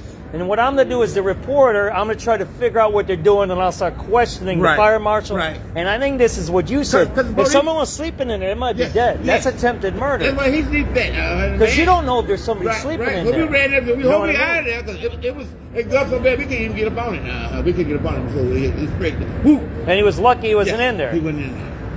See, that's attempted murder. Yes. The dumpster on fire first. Yes. Yeah. Then he did the box. Did the box. Did the dumpster this morning. Two times back to back. And it might be a problem like. How old is the guy? About our age? No. He's an older guy. Older Mexican or Venezuelan? Yeah, Venezuelan. There's 2 cameras in that house. Yeah, well, they got cameras here. They got cameras on safety everywhere. Yeah. So they got cameras up our asses. Yes. They can find out who's They know who the fucking shit. Yes. They know who did this shit. Maybe they ain't doing their job. Nobody working. All right, so let me figure this out. I'm gonna try to figure it out. Maybe I have a few friends that do a lot more than I do. Homeless advocacy. Maybe we need to have a news conference here. You know what I mean? And they need to start. They need to open that building and let you guys sleep in there, and put you in charge by the door, and that's it. Who cares? But that if they're starting to have guys lighting stuff on fire, that's dangerous. I won't be sleeping tonight. I'll be up. I'm up looking. I'm up looking. That's like when you make your wife mad, you don't go to sleep. I know. You hear some noise to get up. Look at. Hey. Hey, baby, why you boiling that water? All right now. Alrighty, I'll see you guys a little later. I'm going to try to figure out the paperwork on this, right? I'm going to try to get the paperwork on what happened. And I'm going to talk to the cops, the fire marshal, see what they're doing about it. And then I was just saying I might get somebody out here, maybe we'll have a news conference somewhere. And I talked to the owner the same day I went and talked to you. Right. He said the college kids, the police told them that they got to go. And I said, you the owner, you responsible for the whole building. And he still said he had to go. Then some other guy said he's the owner. I'm like, came out of the blue. All right, I don't want to say it here. No, we're not going to say what I'm going to say now. Wait. Yeah, you told me about that. But you know how that is. Well, I'll go to jail then, right? Yeah, we need to talk about that before. Who gets arrested, right? Yeah, that'd be a situation. All right, you guys be safe, all right? I'm going to try to figure this out more for you guys, all right? All right? Now, you know me, I'm not going anywhere. When I open, when I close. You're starting trouble with my wife now, brother. Well, what do you got here? How about this? How about I ask this? What do you want? Do you want a spot? Do you want a place around here? We want a place. All right. A building, right? Yes. There's a lot of empty buildings. Yes. Why don't we do this? Because if we have a news conference and we start arguing, we have that one voice. Yes. We want a place where you guys can sleep at night. Yes. That's it. And wake up and I don't need your house. Don't need to be fancy. It can be abandoned just for a second. Get out the weather. Get out the weather. Is that it? What they say? We got enough room for nobody. They let everybody stay in the police stations before. So did. And outside, yes sir. Inside and outside. and brought him food, and gave him blanket, and brought him clothes. So when we start the actions and when we start building up, we have to have one voice and say, all we need is a spot. It don't have to be fancy. Yeah. It can be abandoned, like this abandoned. Just don't mean it. You're gonna be out there, that's all. All right. Okay. Let me get going. All right. All right. You guys be Have a safe. good All one. right. I'll stop by then. All right. All right, keep going. Take it easy. Go Bears. Go Bears. Go Bears, go Bears. You go Bears, go Bears. SubX.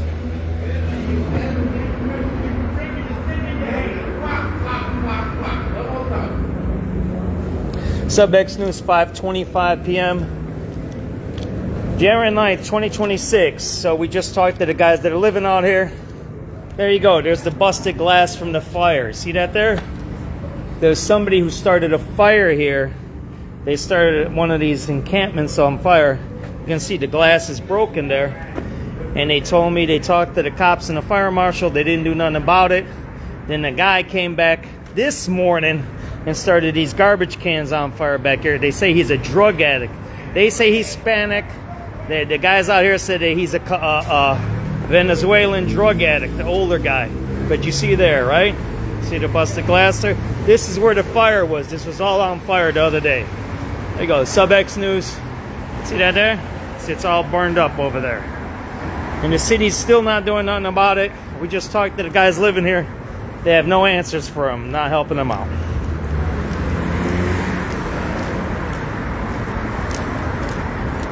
There you go, SubX.News. We're the only ones doing this type of work out here. Oh, there's rats everywhere. Look at that. See that rat there? That's a rat. Just seen it. I see that rat there? It's a little rat.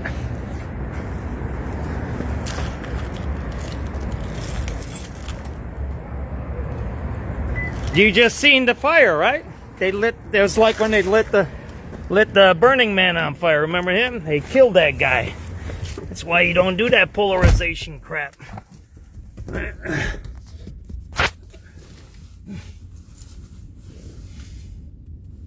City's doing nothing to protect these guys.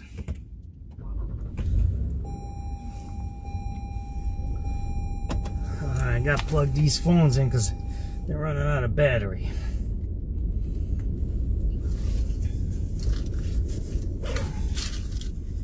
Alright, we're gonna get going again, alright? Thanks for watching that. And you're not a racist. I love you, brother. What's up, my brother? You haven't been on for a while. You good or what? Are you good? Happy New Year, Town Hall 1 and 1. You good or not? Yeah, I'm not a racist. Yeah, look at that guy. He doesn't protect anybody, that mayor, right? Let's post that video, right? Arson fire investigation here on Ida B. Wells. The guys living here said that arsonist came back again, that he's a Venezuelan drug addict, middle-aged, and just started another fire today in the dumpsters. The cops and the fire marshals did nothing about it. And there's not even a report, they're telling me. 5:27 p.m. January 9th, 2026. Ida B. Wells by State Street. There was an arson fire here. It burned somebody's belongings. Luckily, the guy wasn't inside.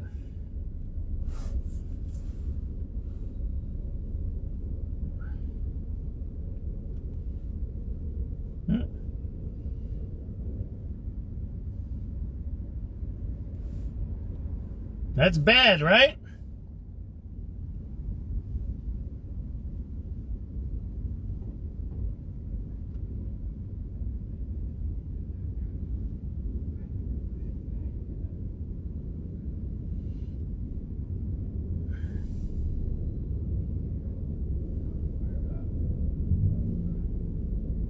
I'm actually posting that video, and let's put the news on. It's going to come right on it. 5:30, good Friday evening. I'm Lisa Fielding here on the top stories on News Radio WBBM. I'm Mallory Vortbroker. Illinois is joining a lawsuit aimed at keeping child care funding flowing amid a federal crackdown. Senator Dick Durbin says his vote to end last year's government shutdown in exchange for a vote on health insurance assistance is paying off.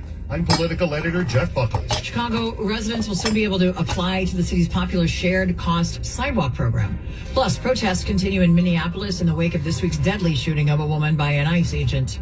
In sports, Connor Bedard returns for the Hawks. Date with the Capitals at the UC. In business, a couple of fresh record highs on Wall Street today after the U.S. unemployment rate fell last month. The Dow today up 238 points, 0.5% higher. The NASDAQ up 191, the S&P up 45. I'm Tom Busby at Bloomberg. Cloudy, 43 degrees at 5:31. Attorney generals in 5 states filing a lawsuit against the Trump administration over them withholding billions of dollars in child care funding this week. The story from WBBM's Mallory Vorbroker. Attorney General Kwame Raoul says in Illinois, the federal funding freeze would impact more than 150,000 children who benefit from the 3 programs being reviewed by the Trump administration. A pause would affect critical and mandatory programs that provide low-income families with funding for child care so that family members can go to work or school. The U.S. Department of Health and Human Services announced the freeze, citing serious concerns about widespread fraud, to which Raoul argues. Neither the president nor his administration have offered any evidence to support a specific allegation of fraud in the state of Illinois. The Trump administration's crackdown comes after allegations of fraud by Minnesota daycare providers. Mallory Vorbroker, News Radio 105.9 WBBM. Illinois senior U.S. senator says the current status to restore health insurance tax credits proves that a controversial vote he took last year was the right one. Democrat Dick Durbin voted with Republicans in the Senate last fall to end the nation's longest ever government shutdown. That was in exchange for an agreement to vote on extending tax credits for millions of people who buy insurance on the Affordable Care Act exchanges.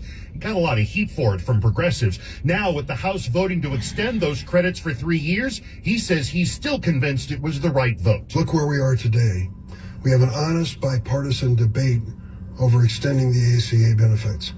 That was not the case during the shutdown. But the Senate still has to vote, and Durbin says that's going to take work. We know that we have to do something different in the Senate to get 60 votes together to pass any alternative that might be considered by the House. He says he's working with a group of about a dozen Republicans and Democrats to find common ground. Jeff Buckles, News Radio 105.9. WBDM. You can soon submit your application for Chicago's shared cost sidewalk program.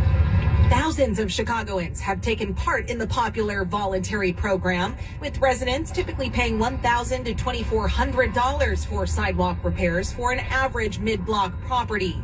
Applications for the shared cost sidewalk program will be accepted from 6 a.m. to 10 p.m. Monday, January 12th on a first-come, first-served basis.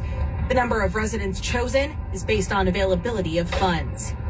Haley Hansen, News Radio 105.9 WBBM. Now to Minnesota, where state investigators say the FBI has shut them out of the probe into the deadly shooting of Renee Nicole Good. It comes after Vice President Vance said the agent who fired the deadly shot has absolute immunity from state prosecution.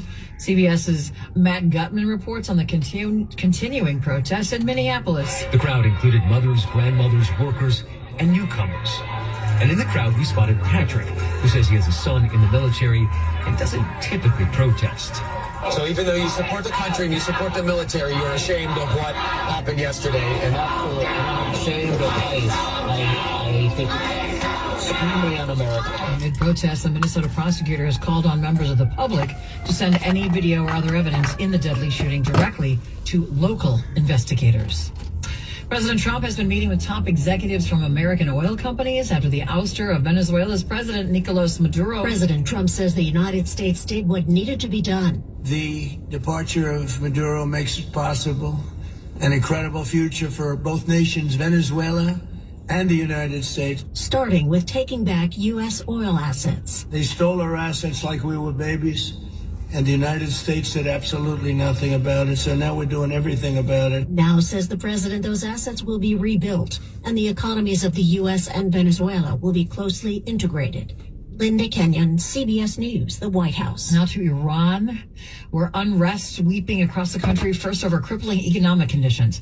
But as CBS's Empties Tayeb reports, it's now about much more. What we're seeing across Iran is not a series of isolated protests. This is a nationwide movement that has now swept through all 31 provinces. It began with discontent over the collapsing economy. Things like rising prices, a plunging currency, chronic power and water outages. But it has rapidly evolved. I'm getting out of here. You take care of yourself, all right? Just talk to everybody about these fires. I'm going to try to figure out what the hell the cops are doing, all right? Iran's government has cut You guys be safe, okay? I'm sorry you guys went through that, all right?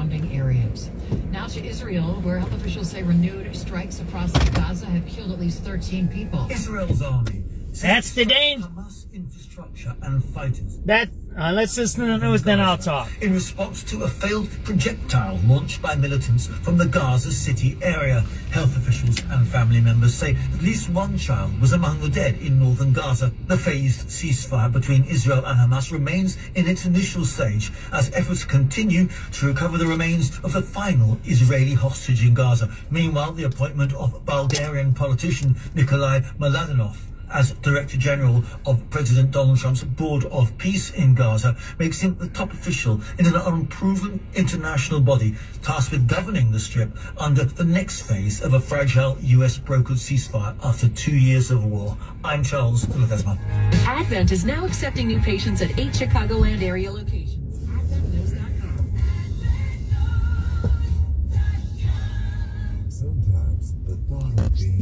Hey, the cops don't take care of nothing. What did they tell you? They didn't even fill out a police report there, right? You guys heard the interview. You guys kept going live. Didn't I let you guys heard the interview? I don't cheat. I don't cut my videos. I don't sugarcoat it. I didn't want to put them on camera because some of them don't want to be on camera, but you heard the whole interview. The cops did nothing, the fire marshal did nothing, and the guy came back the next day and lit another fire. There you go. That's what you got, right?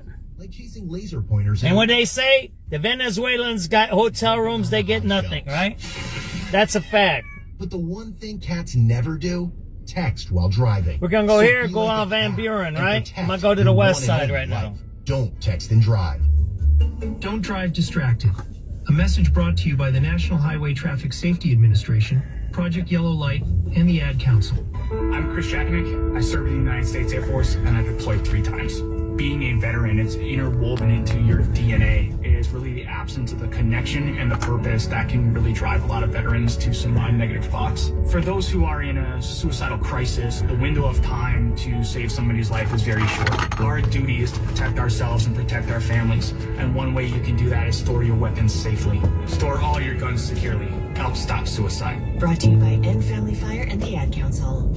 Now, the lowest gas prices from News Radio 1059 WBBM. Sponsored by PackyWebFord.com, where you'll find the best deal on your new Explorer. They don't have the drug dealers here no more for some reason. 2.8 financing for they chased all the drug dealers from here. I don't know what happened. Cash. In Winfield, the Shell on Winfield and Beecher has gas for $2.82 a gallon. In Richmond Park, the Walmart on Soft Trail and Central. 5:36 p.m. by the way. 45 a gallon coming up. This is Nancy Hardy. If your family got an e-scooter or e-bike for the holidays, you'll want to hear the results of a new survey about helmet use. That story's coming up, but first let's get a check of the roads, and here is Neil Fiorito. Well, Lisa, traffic's really heavy getting into Darien.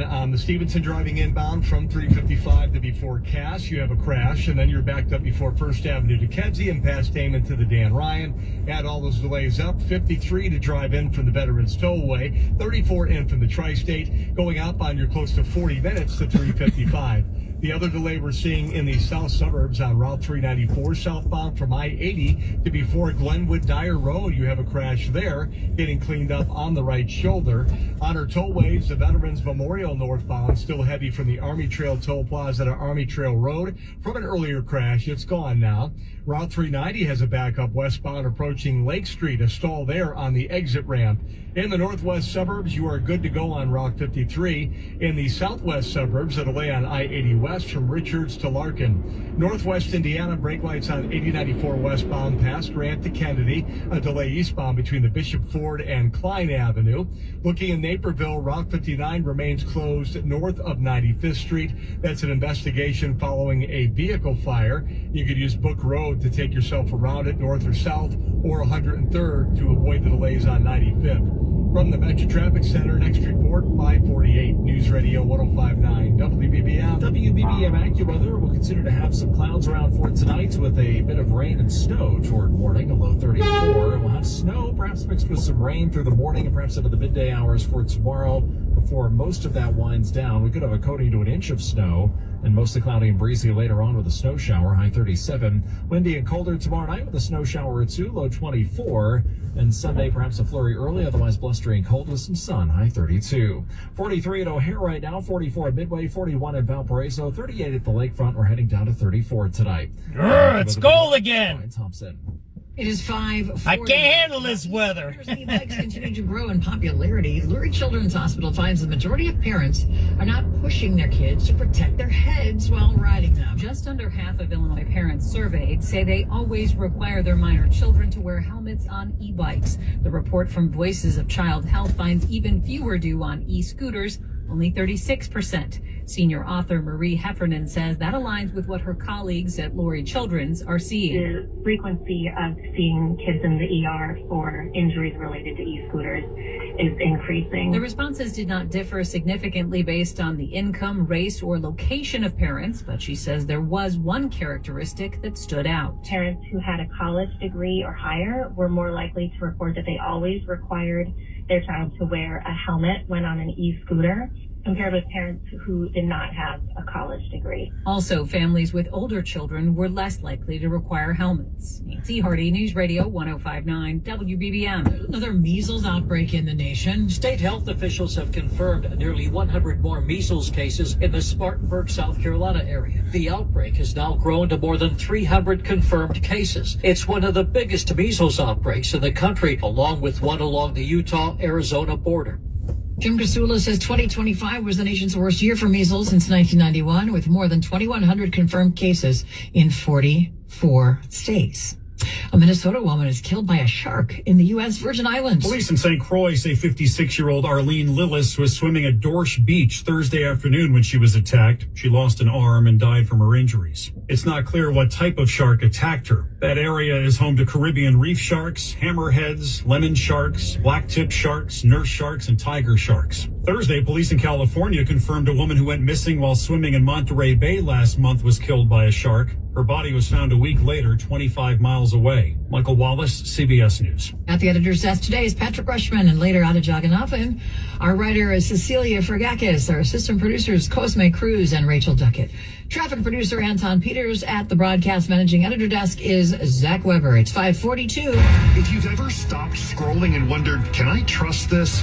You are not alone. Looking ahead to 2026, we know that AI can write it, AI can fake it, and AI can spread it. but AI still can't get it. So everybody knows you've seen the reports, and I don't know yet.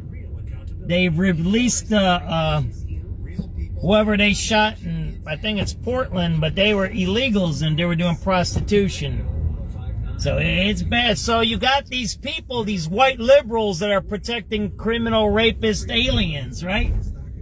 So I don't get it. So you're supporting someone who exploits people. It's weird. Oh yeah, that's the Democrats, right? They need to stop that. They need to, the party itself, the big Democrats, the huge Democrats. Well, we talked about the left and the right extremes. The main Democrats, the DNC should say, we don't support criminals. We don't support exploitation. We believe in law and order. We also believe people should take more, I don't know, you want to say it a certain way, take more care not to cause harm when they're in the middle of law enforcement activity from both sides. That's what they should do, but they're not. They're running with this, we're supporting illegal criminal stuff, and that's not a good thing.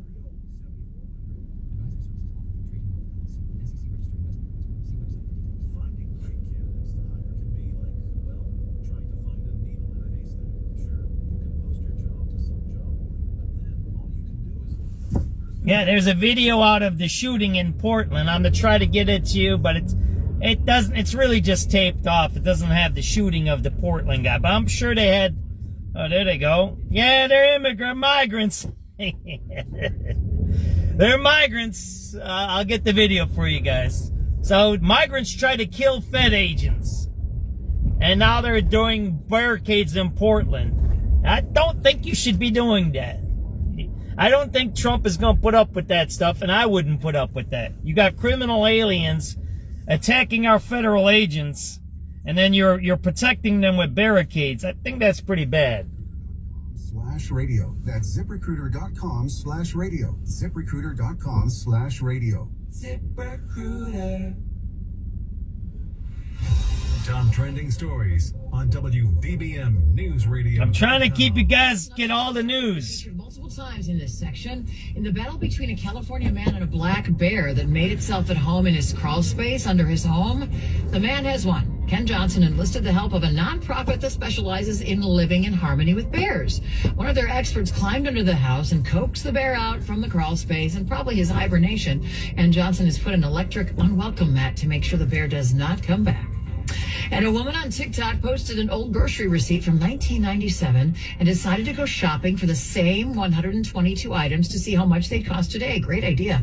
Most of the staples, including frozen veggies, fruit and Coke, all cost pennies back then. The diapers she paid $31 for cost her $13 back then. The old receipt totaled $155. The new one? Take a guess. Just under 500. 500. Tripled, almost quadrupled in price over the last 3 decades. That's a good. I'm gonna get that TikTok for you guys.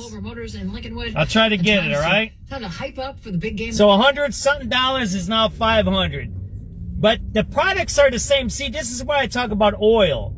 Oil doesn't change. It's the same thing. It comes out of the ground. The tools and the machines don't change. They don't get more expensive. They're just pipes. And labor costs go up, but why do labor costs go up? What does always increase? Think about the one thing that increases: taxes. See, they always blame taxes on other things, but who increases what price? Who's increasing the prices? Why don't we write a paper? Why don't we investigate that? Why do those prices go up? Flour is flour. Oil is oil. Rice is rice. Potatoes are potatoes. They're all the same. Potato doesn't change. It doesn't. The price changes. Good news for the Blackhawks tonight. They get young star Connor Bedard back. He has missed the last 12 games with a shoulder injury. Hawks host the Capitals tonight at the United Center starting at 7 o'clock. Indiana looks to continue their incredible unbeaten season tonight. They take on Oregon in the Peach Bowl, with the winner advancing to the national championship game against Miami. Oregon has just one loss this season. That was to Indiana back in October. Kickoff is at 6:30 tonight. And Dallas Mavericks big man Anthony Davis has ligament damage in his left hand. What's the identity of 2 people shot by ICE in Portland? In town tomorrow night to take on the Bulls.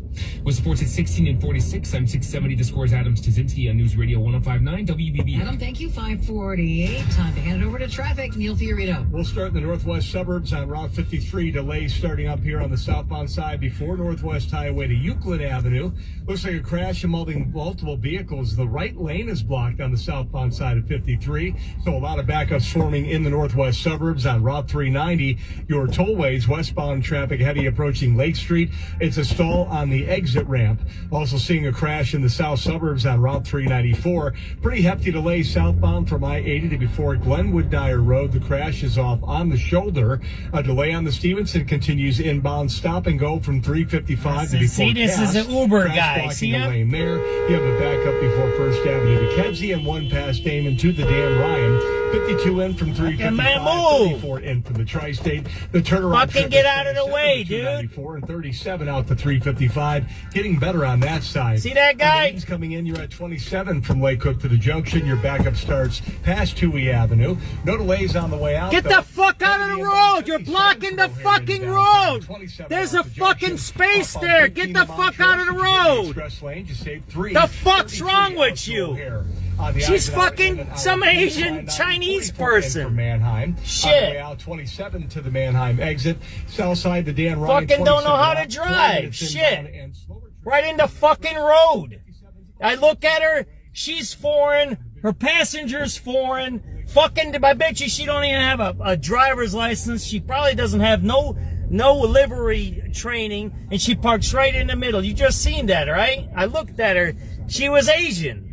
I bet you she's from Tajikistan or something like that. Uzbekistan. Fucking shit, man. The city needs to enforce our laws. If you're doing taxi driving, you need a taxi chauffeur license. You need to have a plate that says so, and then we can take a picture and send it in. Did you see how the lady drove? That was outrageous, man. That's crazy shit. It's never ending in our city. And then the fucking asshole gets on TV, talks about some ICE shit. ICE. What does ICE have to do with him, right? The mayor. Fucking asshole. And then he raises our taxes, and you have foreigners driving cabs here without licenses. You got that? That's what you got. That's what you got. He's ripping every citizen in Chicago off, Mayor Brandon Johnson. He needs to be arrested, that guy. That guy needs to be arrested. Let me post this thing. Hundreds to gather to watch the big game, and they've even changed up their weekend menu to play off the new resurgence of the popular Grater Head. So you have Monsters of the Midway buffalo wings with grated blue cheese, and then you have the Iceman's chili with grated cheddar cheese, and then Good, Better, and Best meatball sub with grated Parmesan cheese. All kind of having fun with that cheese grater hat that we've seen. Reporters compared the playoff game to the Taylor Swift effect, where the city's hotels and restaurants get a big surge, and they benefit from a main event going on in the city. A new comedy movie. You didn't see nobody in downtown. They're BSing. In some theaters and streaming. Writer and director Dan Meyer, who grew up in Michigan City, wrote the screenplay about 20 years ago. First script I ever wrote, so it was always sort of like my baby. You know, I loved it. There was interest at the time, but he moved on. He was back in town one day about 3 years ago. I was at McGinnis Pub here in Michigan City, and I was talking to Kevin, the owner, and a couple of other friends, and they had a dartboard in the place. And somehow it just came up, and I told him, I wrote this movie about darts, and I was telling him a little bit about the story, and we were all laughing about it. And then Kevin just kind of casually pointed at the dartboard and said, well, why don't you shoot it here? The film is about two brothers who own a struggling bar. They play on a mediocre dart team and get a chance to play in the World Championship. It's some kind of joke. We've decided to give an unknown team a shot at the title. Well, good. Dude, are you okay? It's such an underdog story that it makes sense if they're like in a smaller town. There are established actors and some newcomers with little or no experience. You see the movie, you're hard-pressed to say, like, oh, that's the person that never acted before, and that's the professional. The lead is played by a guy who had been working in the steel mills. Mike Krauser, News Radio, 105.9 WBBM. We all hear the radio ads about the IRS. They tell you to be afraid, to be scared, and they try to frighten you into calling. No, there's these Central Asians, Uzbekistan, Kyrgyzstan. They're all the ones that came through the border when Biden left that open down there. You remember all the videos? They showed all those people coming through the border. That's them. That's how they got here. I know. I interviewed these 2 or 3 of them. They don't know no English. How the hell you driving a car and you don't know English? And then how the hell you doing taxi cabbing? How do you drive a taxi cab and don't know English? How do you know the signs? That don't even make sense, does it? I'm uploading that video for you guys. I don't even make... Hey, what's up, Greg? Go Bears. I just uploaded that video. Check that out. Those Venezuelan prostitutes. Our country is... I don't want to say nothing, man. We gotta try to be in a good mood, right?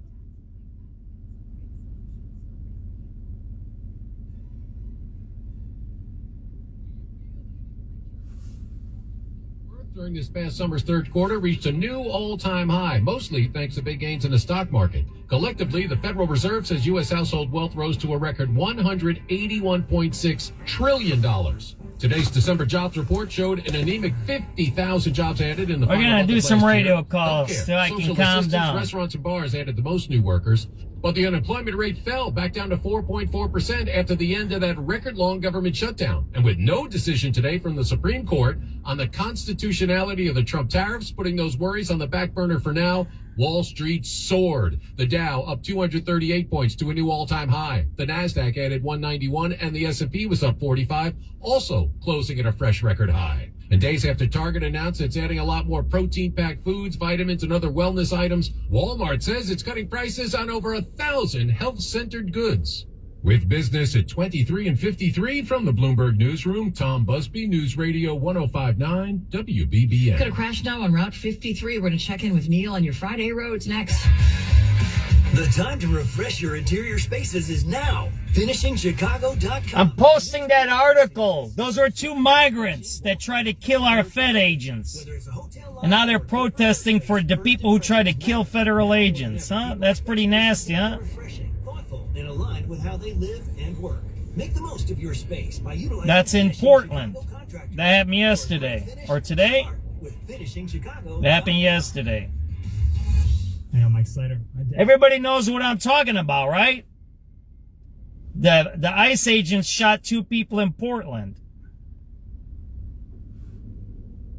And they're now those are the barricades I just showed you, right? So now they're having protests in Portland about an illegal that was prostituting a female, and then he tried to kill Fed agents. And they're having protests to protect them, right?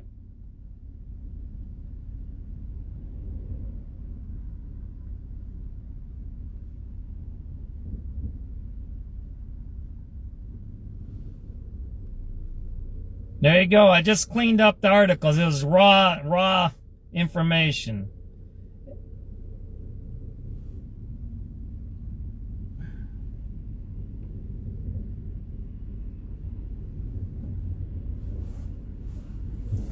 Oh, man. I gotta calm down, man. I'm Bobber. Read the article. Here it is, right there. I just posted it. Has their identities. Appliance and HVAC part solution company that's grown into an international brand. Before AmericanEagle.com, we partially launched a new technology platform developed by another firm. American Eagle helped take our technology to a whole new level with digital marketing, software development, and business insights into our key markets, appliances, HVAC, and outdoor power equipment, and did so both on time and on budget. AmericanEagle.com has the resources, experience, and talent needed to produce solutions. Our new technology platform, developed by AmericanEagle.com, has produced tremendous results with higher traffic, conversion, engagement, and online revenue. If you have any home repairs you need to take care of, check us out at RepairClinic.com. If you need a world-class website or technology project... So think about it. They're protesting 2 illegals who try to kill our federal agents. First of all, they're illegals. They're already breaking the law. Secondly, they were engaged in criminal activity and prostitution. Third, they try to run over Fed agents. The Fed agents shot them, and now Portland's having protests about it. That whole city needs to be shut down. Imagine that. And if somebody says it's illegal, they should be locked up. Backed into the water, according to a team led by the... That mayor of Minneapolis should be locked up because he's inciting riots. They should start locking these guys up. Freedom of speech is okay. But if you're starting to advocate for illegals to shoot at our Fed agents, then you might be something else. You might be I don't know what you call that. That supporting material, whatever that's it, is lending material support, right? That's, who knows that law, right? You're sending material, you're lending material support to enemies of the state. That's the Insurrection Act. That's what that one is, right? From the Veterans Tollway to DeSalvo Lakeshore Drive, 34 in from the Tri-State, going outbound 27 to 294 and 37 to 355. Eden's in 27 on the Kennedy in about an hour and 35 outbound. Eisenhower's starting to get really heavy in spots from Manheim to Damon. Blackhawks traffic, we have an hour coming in from 90, 42 in from Manheim. Your next report, 6:08, News Radio 105.9 WBBM. AccuWeather says for tonight, partly cloudy, then mostly cloudy, a touch of rain and snow toward morning, a low of 34. And then tomorrow, some mixed precipitation, quickly changing to all snow early, but nothing too bad to worry about as far as accumulation goes. Mostly cloudy, maybe a snow shower in the afternoon with a high of 37. 43 degrees now at 5:59. Featuring the news that matters and breaking news at any time. This is Chicago's news, traffic, and weather station. News Radio 105.9 WBBM. Coming up in the the next half hour on News Radio WBBM. Providers and parents sound an alarm about the Trump administration's decision to freeze $1 billion in child care assistance for Illinois families. I'm political editor Jeff Buckles in Avondale. A Southwest Suburban Board of Trustees will soon consider whether to level a 120-year building in favor of new development. And faith leaders gather at the Minnesota State Capitol in St. Paul to collectively mourn the killing of Renee Good. I'm Tom Busby at Bloomberg with fresh record highs on Wall Street today after the Dow rose 238 points. The NASDAQ up 191, the S&P up 45. 6 o'clock news. This is CBS News on the Hour, sponsored by Pfizer. I'm Jennifer Kuiper. An early evening vigil is held after the shooting death of Renee Good by an ICE agent in South Minneapolis. Another video of Wednesday's shooting has been made public, a video by the officer himself. CBS's Usher Qureshi. It shows the officer walking up on the SUV and the moment before he starts firing those shots up until the part where he does open fire, killing Renee Good. And it's hard to make out. Some of the audio is a little bit garbled. You can hear and see some of the interaction there. Vice President J.D. Vance repeats his claim that the officer fired in self-defense. As it's doing in Minneapolis, the FBI is also investigating the shooting of 2 people by U.S. Customs and Border Patrol agents in Portland, Oregon yesterday. Homeland Security says the driver, who used his vehicle as a weapon, is from Venezuela and is in this country illegally. Police Chief Bob Day. A gentleman was shot in the arm, and we applied a tourniquet upon arrival, and the female was shot in the chest. I was told today that they both had to have surgery. They're in stable condition. We're grateful for that. Chief Day confirms that the 2 do have some involvement with Venezuelan gang Tren de Aragua. Some involvement! Met at the White House today with top executives from American Oil Company. Wait. Motherfucker says some fucking involvement. Did you all fucking hear that shit? Fucking some involvement with the Tren de Agua, fucking trying to kill federal agents, and you're having protests over it. Some involvement. Unfucking believable. How are they running around Portland with a car? How are they running around Portland with a car? How does that happen again? Because Portland allows it. Just like Chicago allows it. Just like Minneapolis allows it. Just like New York allows it. Like those cities. They allow criminals, not only criminals, criminal, alien, illegal people in our society. They illegally come into our country. That's the first break in the law. Secondly, now they start breaking the law in our country. Lastly, they start trying to kill our federal agents. And then you go on to TV, what, protecting them? You try to run over federal agents when they're trying to arrest them? That's some wild ass shit. You just heard it here. SubX.News. You still got it, but your immune system weakens. You just heard that. I'm sorry I had to turn that off and say it that way. You just heard it. It's unbelievable. The police chief knows they're... Wait, so you know these dudes are criminals. You know they're illegal, yet you let them run around your city, and then they mess with the Fed agents. That's some wild... We're close to anarchy here, man. We're close.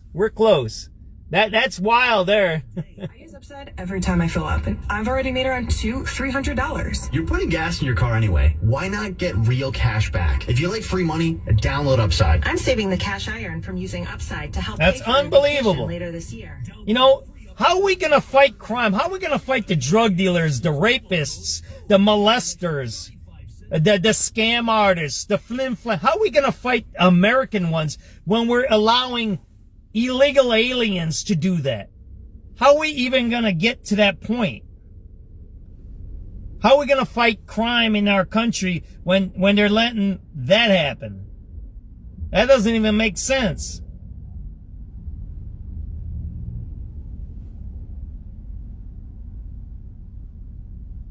How are we going to fight American crime? Seconds left in a 31-27 semifinal win over Ole Miss on ESPN. Carson back with his legs.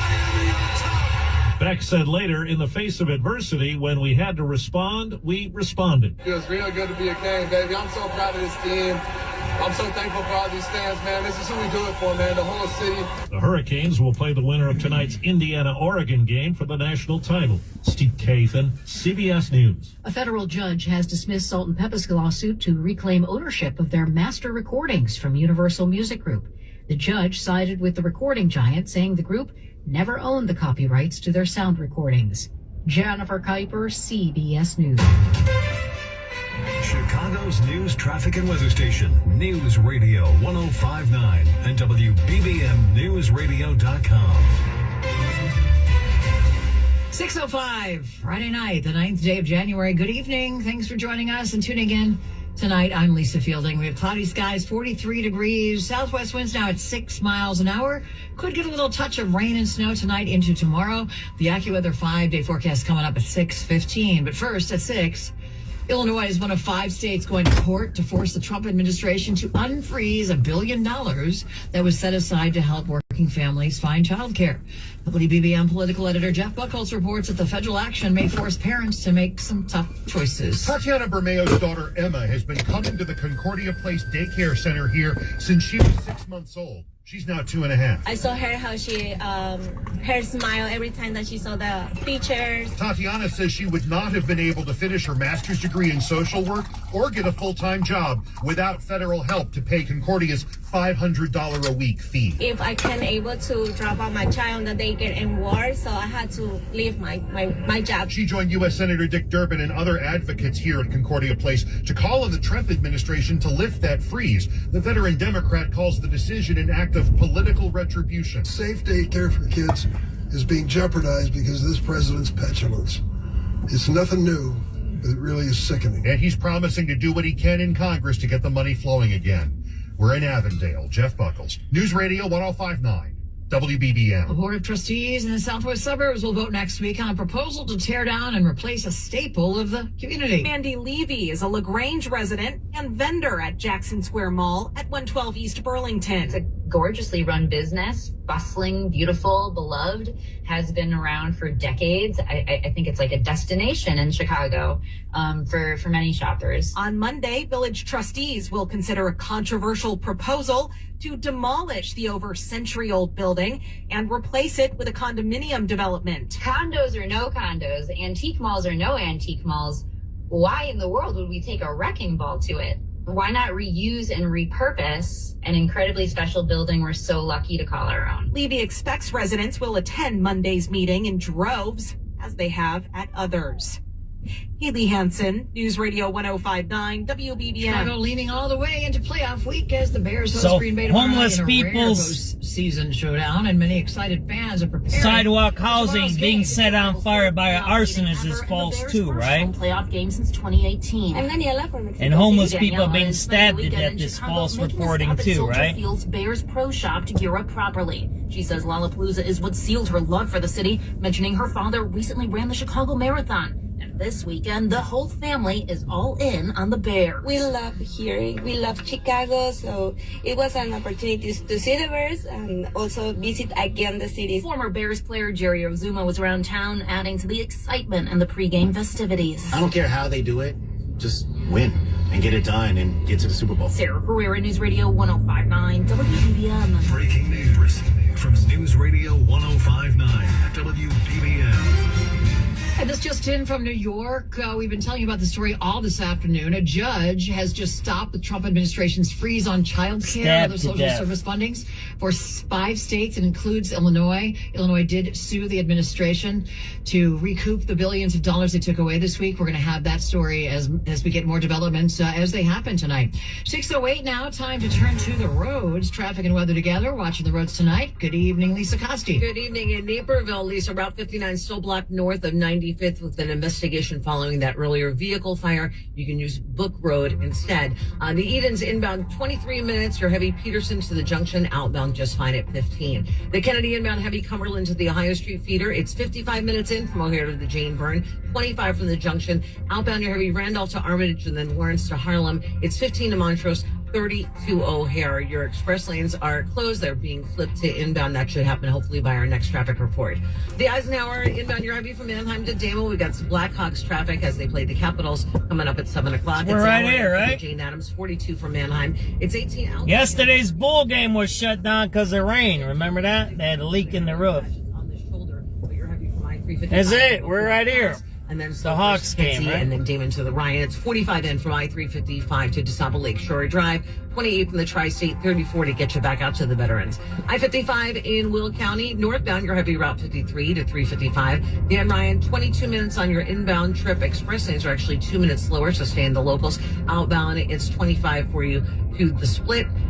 The Bishop Ford, a little bit slow, just 103rd to the Dan Ryan. It's 15 minutes in either direction. I-57 inbound, 17 minutes for you, 18 on your outbound side. From the Metro Traffic Center, your next traffic is at 6:18 on News Radio 105.9 WBBM. For the rest of tonight, partly cloudy, then mostly cloudy later on, a touch of rain and snow moving toward the morning, a low of 34. The mixed precipitation could change to light snow, though, throughout the afternoon tomorrow, a high of 37. We've got 43 at O'Hare, 40 Aurora, 39 Lakefront at 6:10. Remodeling your kitchen used to be a massive headache. Weekends were consumed by never-ending trips to tile shops, cabinet makers, countertop and plumbing stores. Honestly, who has time for that? At Normandy Remodeling, we make your kitchen remodel easy. And we'll take your kitchen to the next level with stylish, functional designs that go far beyond your expectations. Your very own Normandy designer will work closely with you to create a new kitchen design that represents the perfect combination of practical and personal. And it couldn't be more convenient because you make... There's a Hawks game here. Well, I don't know what I'm going to do. Maybe let's go see what's going on the west side. How about that? We'll go check out the west side a little bit. See what's going on. We've been on the air for 2 hours now. Unbelievable. I'm sorry. I'm sorry. If you don't like how I talk, I'm sorry. But I'm going to say one more. The fucking police superintendent says, oh, they have a little Tren de Agua, whatever. What the fuck did he say? I don't even know what he said anymore. It's so bizarre. I'm glad we recorded it. The police superintendent says he has a little association with Tren de Agua. Wait, he's an illegal alien, bro. And you're letting him run around your city doing prostitution.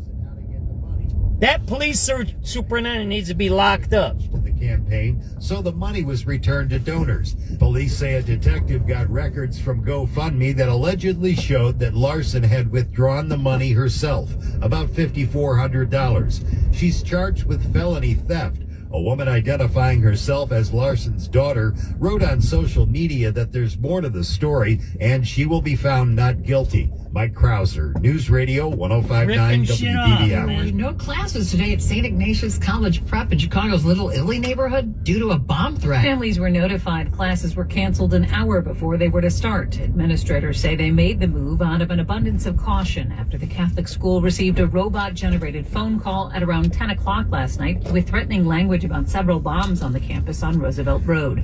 About an hour later, Chicago police with bomb-sniffing dogs searched buildings and school vehicles. St. Ignatius says the FBI is investigating where the call came from. The school says off-campus activities, including the senior capstone, are moving ahead. Nancy Hardy, News Radio 105.9 WBBM. With the new IHOP value menu, $6 is all it takes. We got all day long. We get the bomb threats, killers, murderers, rapists, killers. You just heard the politician ripping us off.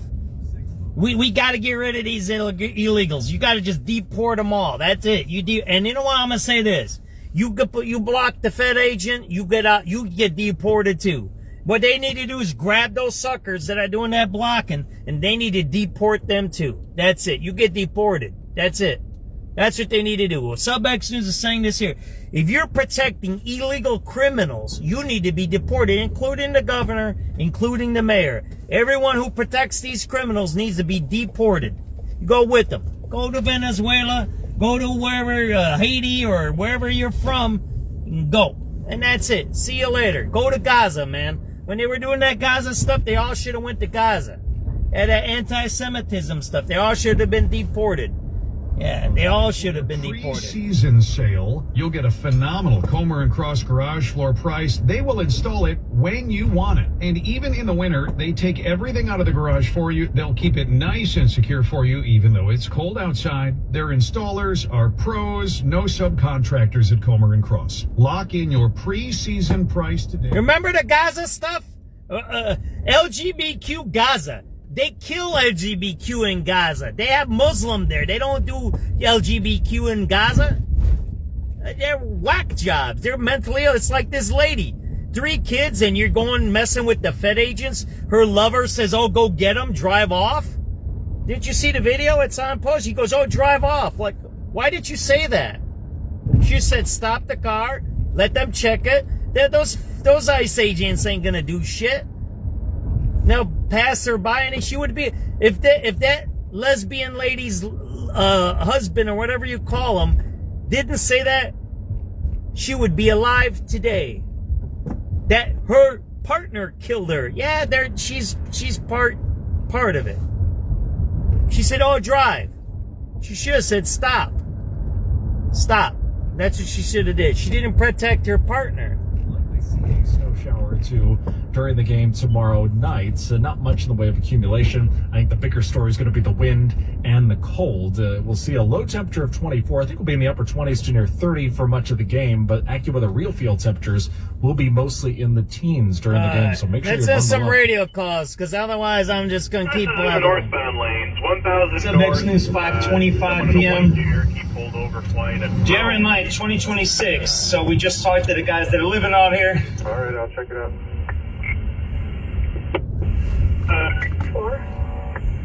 Oh, sorry, 3214, you're coming in today? Yes, this is going to be my call, please. Just let me log on, sir. Alright, you got it. 16, you can take away if 14 should start, okay? Alright, 99. Alright, and 7337, I'm sorry, you were coming in. Go right ahead. Can I get a number for K9 training at McCormick with 7324 and 2019? Absolutely, that'll be 09680. 09680. 7393 David. 7 and after David. I get 2 of Hendrix Park in the lake, green and blue. Yep, that is 09684 and 09685. 6570 Adam. 6570 Adam. Hey, good evening. Can I please get a fire investigation, please, at 1501 West 72nd, please? You can get an RG for 5114. You got it. That'll be John King 109605. 109605. And your event number is 09688. 09688. Thank you. Yeah. 7386 Adam. 7867. Couple numbers, Jackson, red line, upper lower. Yeah, 09695 and 09696. 4.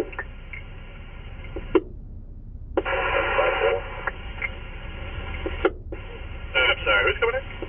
4754, can I get a homeland at Alaire? 4754, yeah, it's that way. 7383 George for bus check. 7 Claude, Roosevelt and Longdale going eastbound on bus 1920. Alrighty, that is 09708. 7383 Adam and Boy. 783 Adam. Can I get 2 event numbers, upper and lower 95th Street? Yep, that is 09724 and 09725. 10-4, thanks. No problem. 3211. 3211. Another vehicle available on Stony Island at 87 to steal my stuff. 87 and Stony, 10-4. 380, one car. Alright, no problem. I'll get him going over there. 73, Adam. Yeah. But we get a number for the only medical district platform. Blue line. Yep, that is 09743. Genesis 3 Citywide. Person with a gun, 7-3 in exchange in 73rd Street. 2 male blacks walk from southbound with guns, one wearing all black clothing. Number 2, a black jacket, blue pants, 07. That's me right there, SubX. All right, 3211, 412's in route. Thank you. You got it, brother. 49 David 6. 49 David 6. Hey, SWAT. Does one of the traffic cars have a car stopped on Lakeshore that's flying a drone? We were responding over there for it. I have not yet heard, though, that they found anything. 3214? Still on the way over there. 99, yeah, we see the guy flying the drone on the pods. He looks like he's pulled over on Lakeshore. Just let me know when they make contact. He is indeed pulled over at Lakeshore. Okay, 7-4. And he is flying a drone. We're watching that as well. So when they make contact, you just let me know. All right, sounds good. Is that better? Yeah, there it is. Okay, all right, 3214, it's going to be like 1021-ish. North Lakeshore, the northbound. It's not. He is indeed pulled It's over worse, on the drive right? itself, flying a drone. And I'll get you another car. There's a bunch of people up. Yeah, no problem. 3216, would you mind riding with 14, please? I gotta wipe that Out of that car. wiper blade off. Yeah, 16. Thank you, sir. It's you see how it's bad there? I'm I'm gonna wipe the wiper blade off. Maybe that'll help. See how it's still streaking there? If you want to put that in or not. Sure, go ahead. Indiana Police Plate, Lincoln, 309. Adam, George Boyd. 7388 Adam. I'm trying a number for train ride out of westbound. Alright, that is 09822. Right.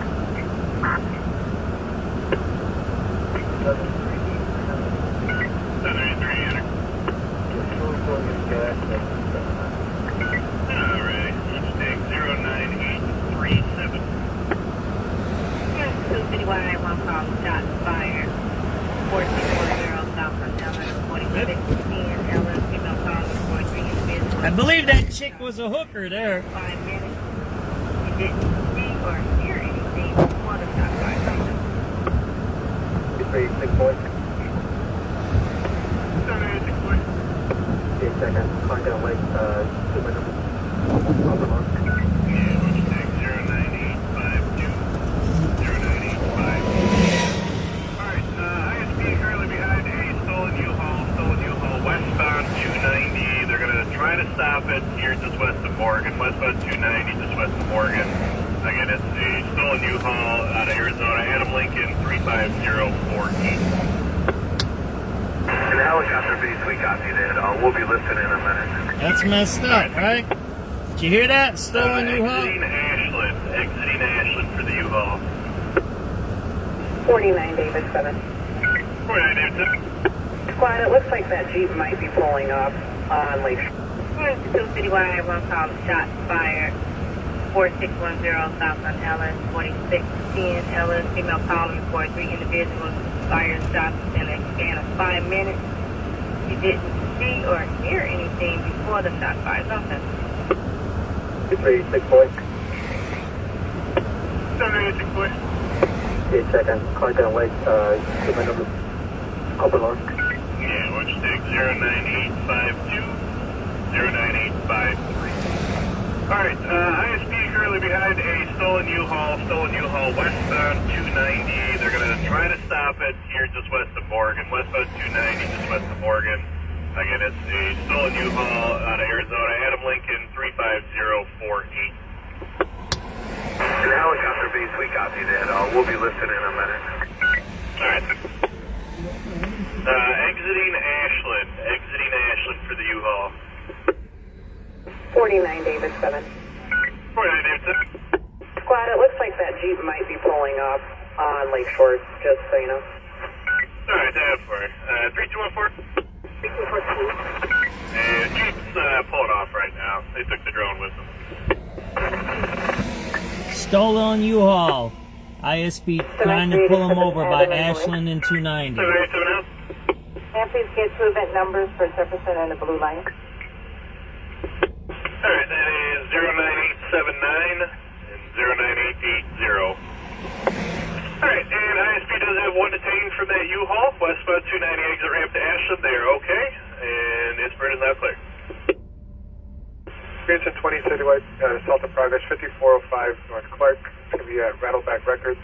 There's a female that's threatening physical harm against employees. One in custody. 45 years old, brown hat, black jacket, black pants. Wait, this from 116. 0372. 7372.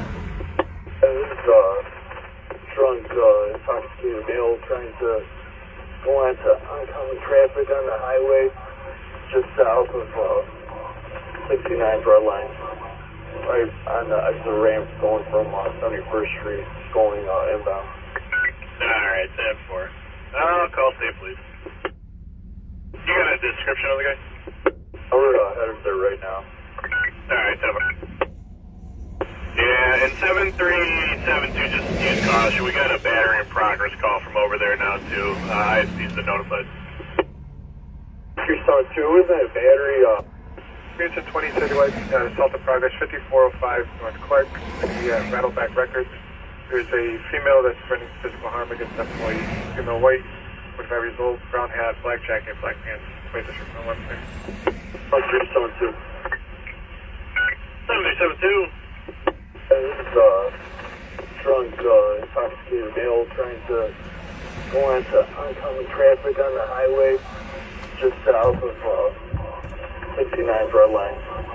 Right on the exit ramp going from 71st Street going inbound. Alright, 10-4. I'll call safe, please. You got a description of the guy? We're headed there right now. Alright, 10-4. Yeah, and 7372, just use caution. We got a battery in progress call from over there now, too. ISP's been notified. 372, isn't it battery? Another good system is trying to get him out of the actual roadway, so MSP is kind of fighting him. Alright, 10-4, you okay? We're good. We made contact with him now. He was trying to make it across the street. He didn't know he was crossing the highway, so we're going to drive him up to his building. Alright, 10-4. You heard that, right? Listen to that one more time. 372, isn't it battery? Experience 20 citywide, assault in progress, 5405. Crossing the highway drunk, fighting with police. There's a female that's threatening physical harm against employees. Female white, 45 years old, brown hat, black jacket, black pants. Wait, this from 116. 0372. 7372. This is drunk, intoxicated male trying to go onto oncoming traffic on the highway just south of 69 Broad Line. Right on the exit ramp going from 71st Street going inbound. Alright, 10-4. I'll call safe, please. You got a description of the guy? We're headed there right now. Alright, 10-4. Yeah, and 7372, just use caution. We got a battery in progress call from over there now, too. ISP's been notified. 372, isn't it battery? Another good system is trying to get him out of the actual roadway, so MSP is kind of fighting him. Alright, 10-4, you okay? We're good. We made contact with him now. He was trying to make it across the street. He didn't know he was crossing the highway, so we're going to drive him up to his building. Alright, 10-4. 7388 Adam. 88 Adam. I got a number for class 1 of Blue Line at this roll, please. Alright, that is 099. Here's the point. We got our regular mayhem. A couple of drunk dudes, stolen U-Hauls. 7383 Eddie. You got a guy that committed criminal damage to the door here at the red line here at Roosevelt. EMS? Now you fled southbound out of the 50th. Okay, if you need a number for that, it's going to be 1000010000. And for my mass transit units, if I have anyone up near the blue line, California stop, California in the blue, 2211 North California, 2211 California on the platform. Citizen calling about a 50-year-old male white, gray beard, wearing a dark blue beanie, navy blue jacket, yelling and walking up into people's faces. Said he's yelling racial slurs. No weapons, I got no Arrest. See, we got our own criminals here. 3887 David and Charlie. 7387 David. We're on the blue line. We'll head down to California. Hi, David. I got you on Charlie headed that way. Yes, sir. Absolutely. The last 5 is 09987. 09987.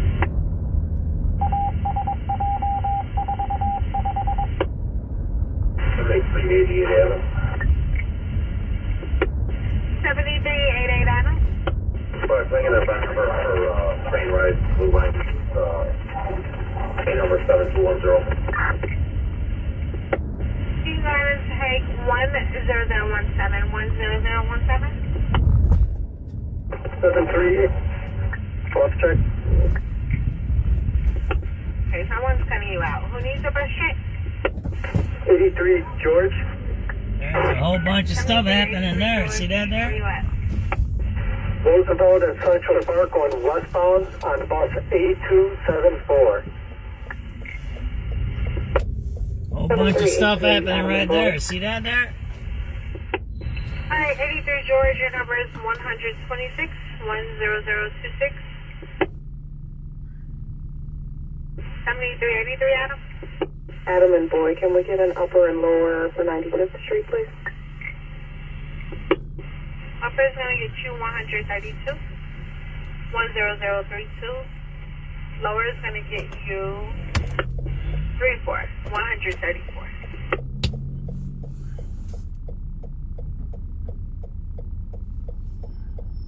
So there's heavy police presence here. I don't know what's going on. 4753. SubX.News on the spot reporting here at Holman and Madison. There's heavy police presence at the bus stop here. 6:30 p.m. Chicago. There's about 5 squads here. 7386 David. 7386 David. There's a lot of drug use around here. There's a guy zombied out right next to us, too. So there's drug use here, and I don't know what's going on here. I know a guy got run over here about 3 weeks ago at this intersection, right at that area right there. So I don't know what's going on in this area, why they have so many issues coming here. 7386 Eddie. 86 Eddie. Can we have 2 events per hour, and upper and the lower? See, there's a dude drunk right there. For upper, you go ahead and take 152 Let me show you this. 10052. There's a guy all messed up right. 154 There's a 10054. guy messed up right there.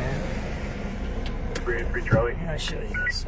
738. So there must be some drug dealing going on around here, right? Red light station and platform. There's a bunch of dudes messed up over there. But there's something going on at that bus stop over there. 168 100. We're going to try to get you another view of this, right? We'll go across the street, right? 7361. ISP's going to take this. Could you please give me the run number for this, please? 7372. Yeah, you want the full 10 or just the last 5? Just the last, please. 09920 09920, and I'm on a 19 Pollen on your end, okay? Of course, thank you again. 7353.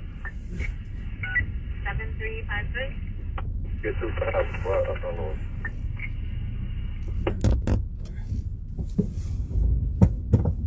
Coming in a red upper, you can go ahead and take 164 10065, 10065, lower is going to get you 68, 168. There's a lot of cops out there.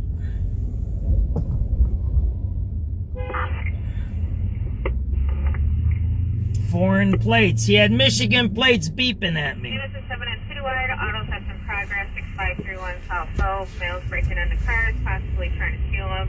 He is wearing black sunglasses, black hat with black hoodie. They got somebody in custody there. There's somebody in custody right there. See that there? They got somebody in custody. 7362. 7362. Yeah, they got somebody going into custody there. See that there?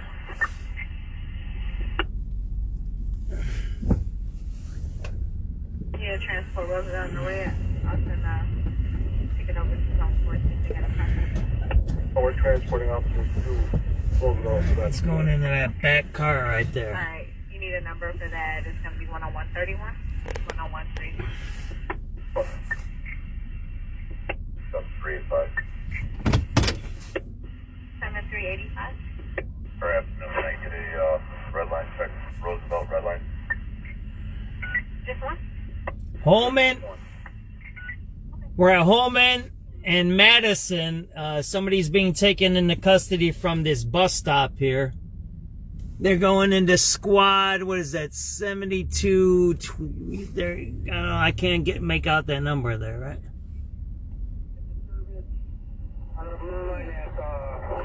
California, UBN 19 boy. Simple, and again, if you needed that other number, it's going to be 09987 09987. Hey, thank you. 7385 Adam report. There you go. That's in that squad there. 7729. They were taken into custody. Upper and There lower. you go. Upper is going to be 10143, 10143, lower 10144, 10144.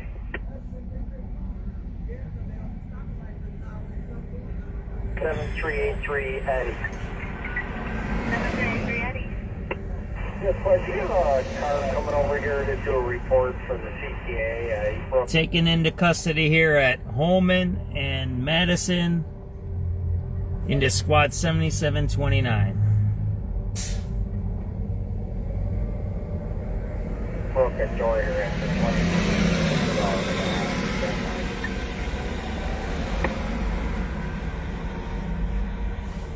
I'll send the ticket over to the zone. I don't see one on there for us. Okay, I'd appreciate that. They can just come in and talk to the guys that are in the booth. Can I get an event number for that incident, please? 10000. 7385 Eddie. 7385 Eddie. Number Roosevelt, right line upper and lower.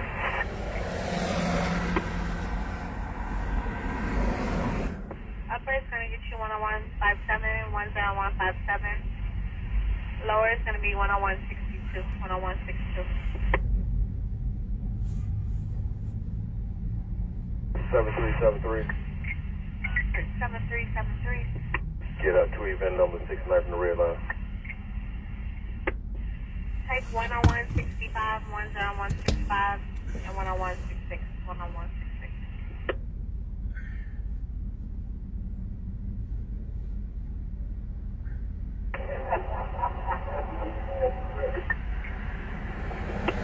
And 7362 for an update. Somebody was taken into custody over here at Holman and Kedzie. 7362. About 6:30 p.m. January 9th, 2026.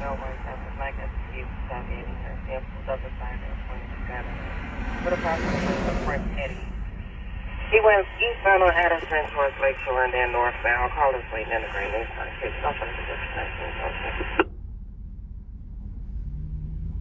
7389 boy. 7389 boy. Go ahead and get your numbers, please, for Argon Lake, upper and lower, please.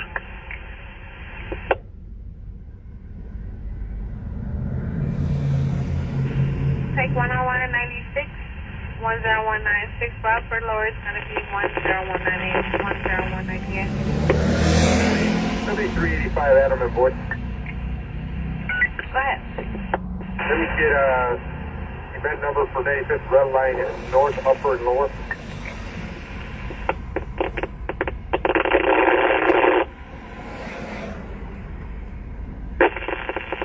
Upper is going to be 10201, 10201, lower is 10202, 10202.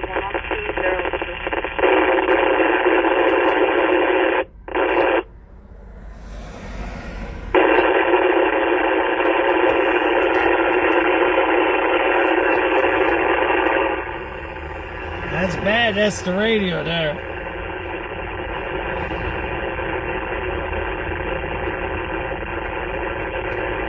Try that. 3411, can I get a number to the sky, please? Sure, that's fine. It's fine. Ready to keep moving?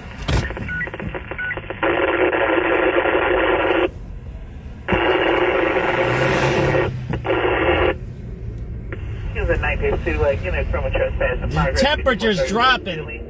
It's cold outside. There's 2 female squatters inside the first floor apartment. Where at? Don't say to you, man. Thanks, please. Here's the 24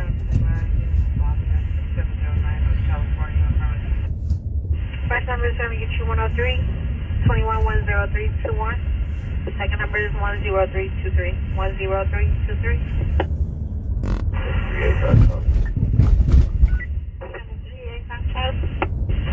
I have 2 numbers for 79 and number 3. Sure, take 10362, 10362, and 10363, 10363.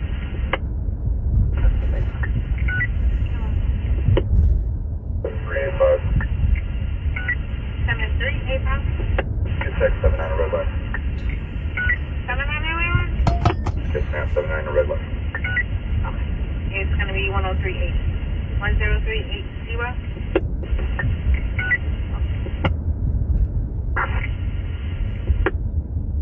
7383 George for a bus check.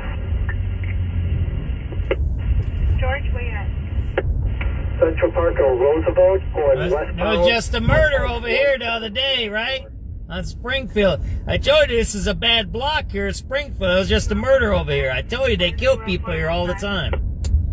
There's just a murder over here yesterday. Yeah, yesterday. Maybe not, Adam. We were just here, weren't we? And they're all around here, man. It's a dangerous block, man. 10432. Right there, man. They kill people right there, man. This Springfield.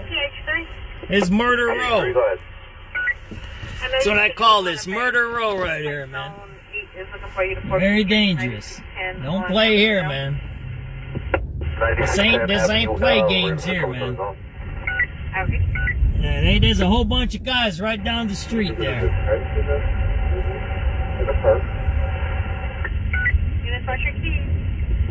Oh man, that's all messed up around here, man. Units, watch your keys. Someone has an open key. 7383 Henry. 7383 Henry. I cleared some gas if you still have us on it. Alright, alright. 7385. 7385. Everybody's messed up on drugs out here, man. It's getting cold too. It's gonna be 104 56 10456.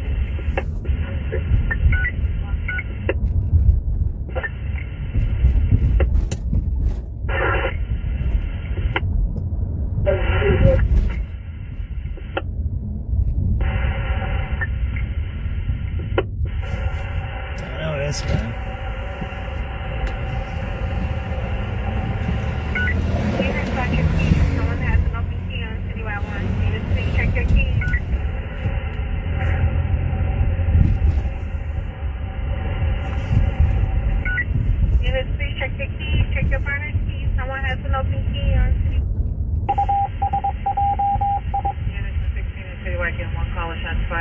Territorial, Irving. Call station here, 3 gunshots east of her. Wasn't off duty. On 166.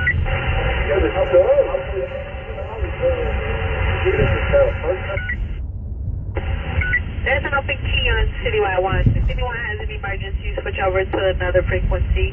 Units, please check your keys. Someone has an open key. Whoever's going to retire, your key's open. Everything. Yeah. You know, it's...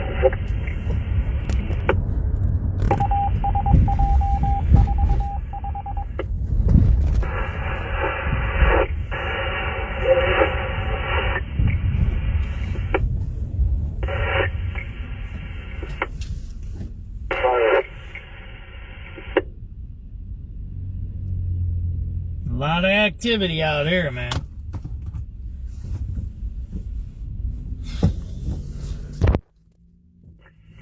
West side, west side.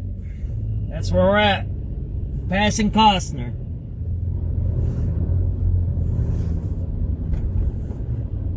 We're gonna check this area out.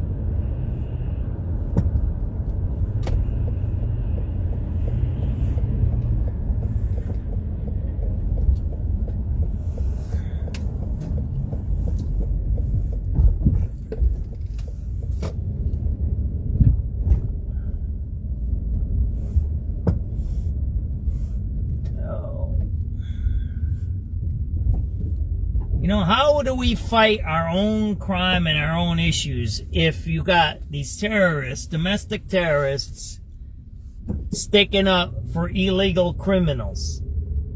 I don't even know how to describe that kind of behavior, right? Can I get an upper and lower hour, please? It's wild.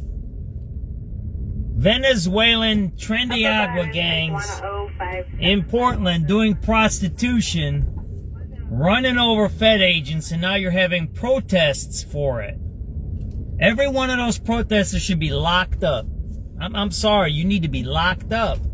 Because you need to check, are they foreign agents?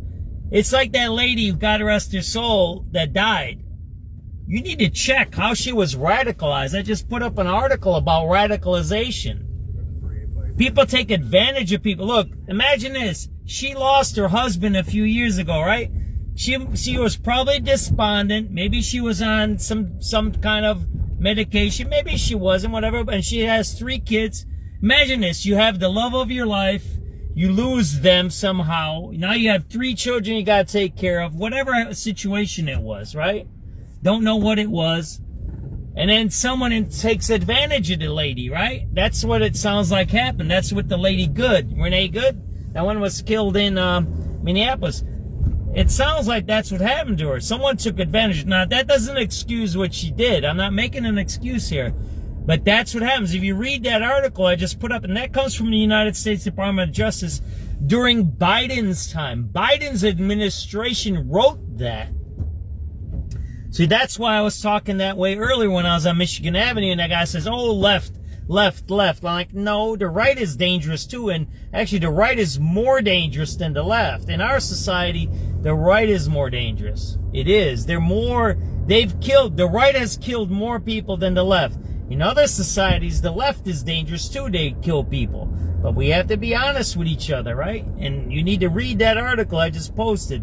It comes from the Department of Justice. It talks about radicalization. That's what might have happened to that lady. She got radicalized, and you heard her lesbian partner said, oh, just keep driving. Like, what? That's a bad partner. Your partner should keep you from harm and say, yeah, stop, I'll take care of it. Did you see that partner was egging on the Fed agents? Oh, get lost, thinking it's a joke. Well, now what? Now you're raising 3 children on your own, but I heard that the children are separated too. The children don't even live with those 2. There's a report, unsubstantiated, that the lesbian partner might have abuse charges. I'm just saying that right now. There's something I've seen on the internet. What's up? So yeah, that I've seen. It's unsubstantiated though. Unsubstantiated. The lesbian partner abused Good's kid. because one of the kids does not live with them. One of the kids is living somewhere in Colorado or some other place. She has 3 kids, but not all 3 were living with them. And you know, they moved to Canada and moved back. So it's a wild, there's a lot of stories there that's going on. All right. It's almost 7 o'clock. I should go down maybe Cicero and we'll call it a day today, all right? Something comes up. Sorry about my swearing today, but I had that crazy driver in front of me.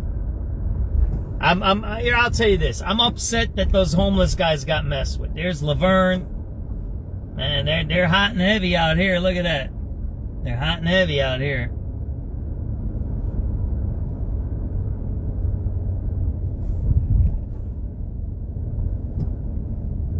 Yeah, well,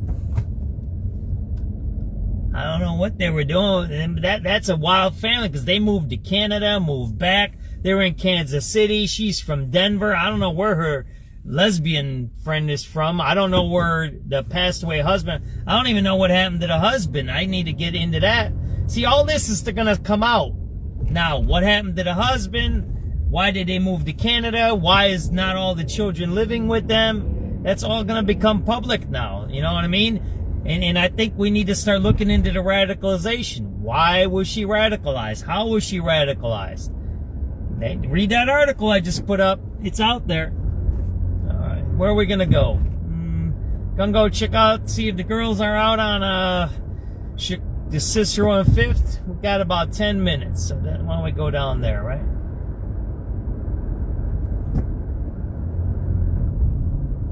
We'll go down. How about we'll go a little? I haven't gone south on Central. We'll go south on Central here, right? I'm a little bit hungry. I don't know where I'm gonna eat. I know I got some food at home, but I'm far from home right now. I'm thinking about maybe I should stop somewhere and get something to eat,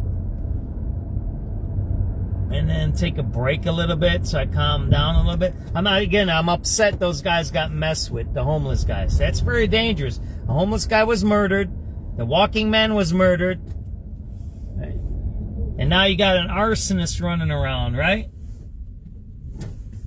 And what's the city doing about it? What did I tell you? They're doing nothing about it. So we'll go up here. We'll check out Central and up here in Lake. Maybe I'll get a hamburger somewhere and maybe get a coffee. Relax. Here I'm all jacked up and talking about I'm going to get a coffee and a hamburger. Man, I don't know if that's a good idea there, right? I'm sorry I act a certain way or I talk a certain way, but I don't like people getting messed with. Those homeless guys, no, they don't deserve that, man. They don't deserve it. No one deserves it. Not even that lady that got shot. Whatever happened, she don't deserve to die. No one deserves to die. I'm not into that stuff. I don't. Maybe there's some people that do heinous stuff and then you need to be executed. Okay, but not these violent things, man. We should not be living this way.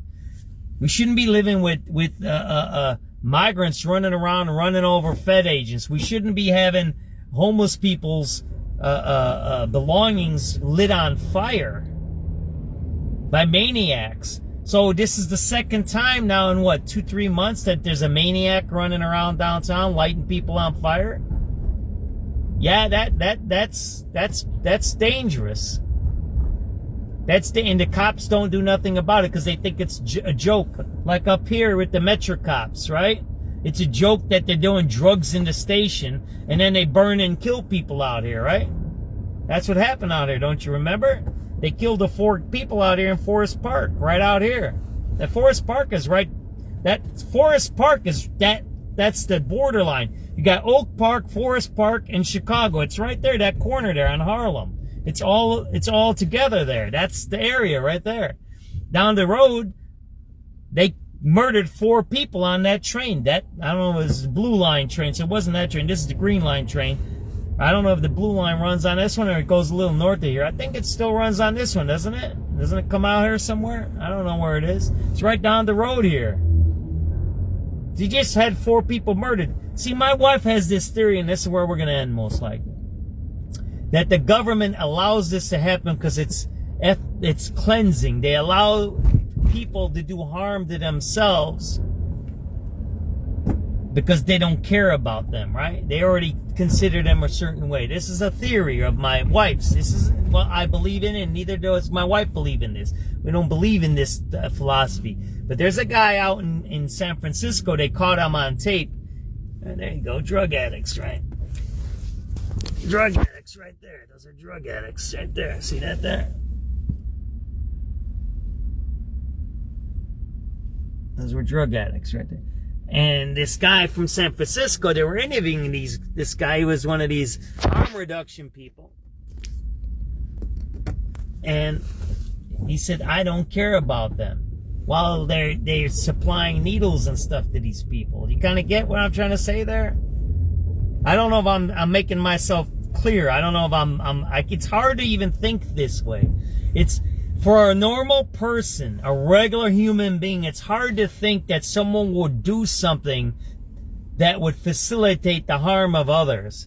That's, I guess, the long way to say this. It's very difficult, but they got the guy on tape. I got to find that interview. It's about from a year and a half ago. One of these guys out west interviewed the guy, right? And they found him doing, what is that, a cop in the alley there? Oh, the cops are right there, man. Look at that. Right at the dope spot, right? Right there, man. Right there. Cops are at the dope spot right there. See that there?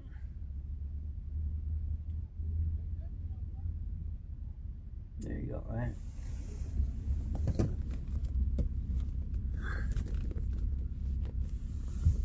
And there, they're at the dope spot, right?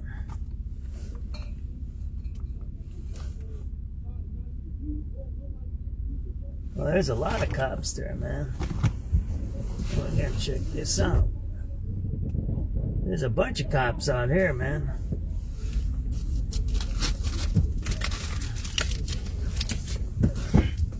There's a bunch of cops out here at the dope spot, right? There you go, man.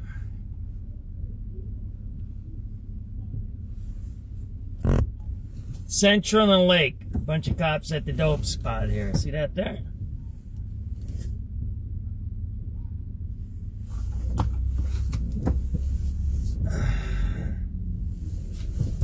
There you go, man.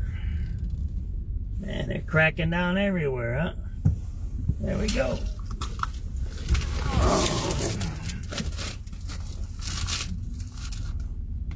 SubX.News. Let's get out of here, right?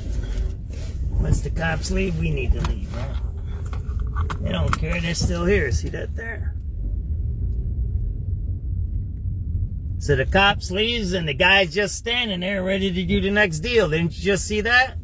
You just seen that, right? The guys are standing there. They don't leave. Everybody just seen that, right? This is the dope spot. It's a dope spot right here, right? The cops are right here, and the guys are right in back of me. You just seen that, right? So what did they fix? They didn't fix nothing, right? There's a bunch of dopers right there. We're going to stop. Well, this will be the end of our broadcast at 7. Right? We started at 4. We started downtown. We're all the way on the west side. Remember we were out here a few days ago? Look. A whole bunch of drug addicts out here, man. The cops just passed by. They passed by the dope spot. And you want to see? There's a bunch of people drugged up out there, right there. See that there? That's where we're at. That's how our city operates. We have a city, and we have governments that allow criminal behavior, and they're not doing nothing. We just talked to the homeless guys in downtown where their stuff was burned, right? See a bunch of people on drugs out here. We just passed the dope spot. Nothing happened. You just seen the guy standing there and the cops left. I didn't break up nothing, right? So there must be someone who's given these cops the orders of what they can and can't do. Look, there's Those are drug addicts right out there. That's what you're watching. There you go, man.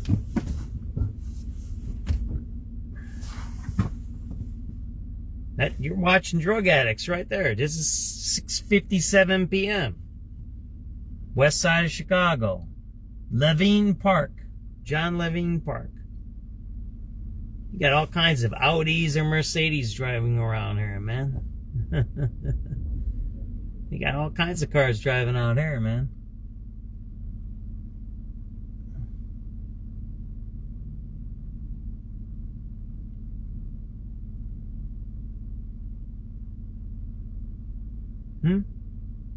So how do we fix this? That's the thing. How do we fix this stuff? First of all, if you're an illegal alien, that needs to be adjudicated. If you're an illegal alien doing crime, you need to be deported immediately. If you support illegal alien criminals and you do barricades, you barricade a sidewalk, you need to be arrested and you need to be something deported. That just domestic terrorism there. There's a lot of cops driving around here. So we citizens, we need to somehow force the police to do their jobs. And if the police don't want to do their jobs, then they need to be removed. The police department needs to be disbanded, which that's what they want. The defunders want that. And then we need to reestablish a new police department that does what they need to do. That's all drug addicts you're watching there. That's what you're watching there. Blue Medical District, right? Okay. We're listening to 7 o'clock news and I'll shut it down, all right?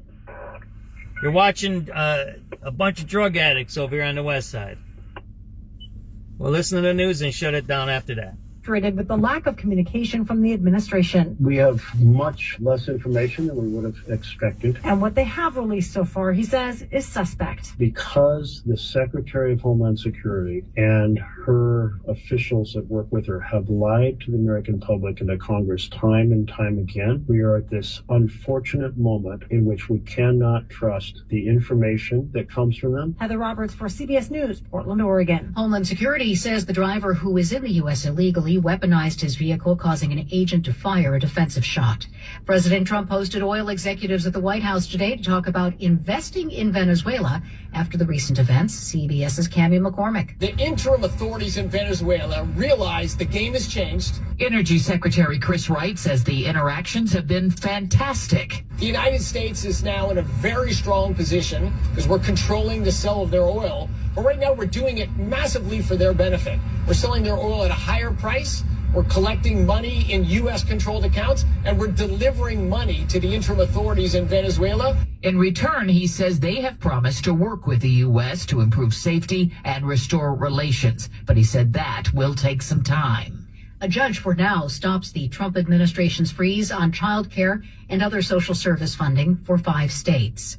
The government says employers added 50,000 jobs to payrolls in December as the unemployment rate ticked down from 4.5% to 4.4%. CBS's Jill Schlesinger. It is a job market that shows a lot of cooling since the summer of 2025, but it is not falling apart. This is CBS News. You still got it, but your immune system weakens as you age, making it harder to fight flu, pneumococcal pneumonia, RSV, and COVID-19. Ask your doctor or pharmacist which vaccines you need. Sponsored. Chicago's news, traffic, and weather station, News Radio 105.9 and WBBMNewsRadio.com. It's 7:03 on Friday, January 9th, 2026. Good evening to you. I'm Roger Plummer.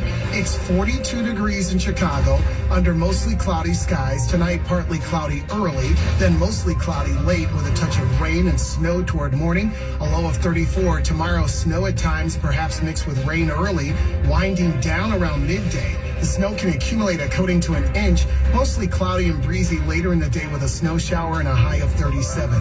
We'll check the AccuWeather 5-day forecast, which includes the entire weekend and the Bears game. We'll do that at 7:15. But first, our top local story on News Radio, WBBM.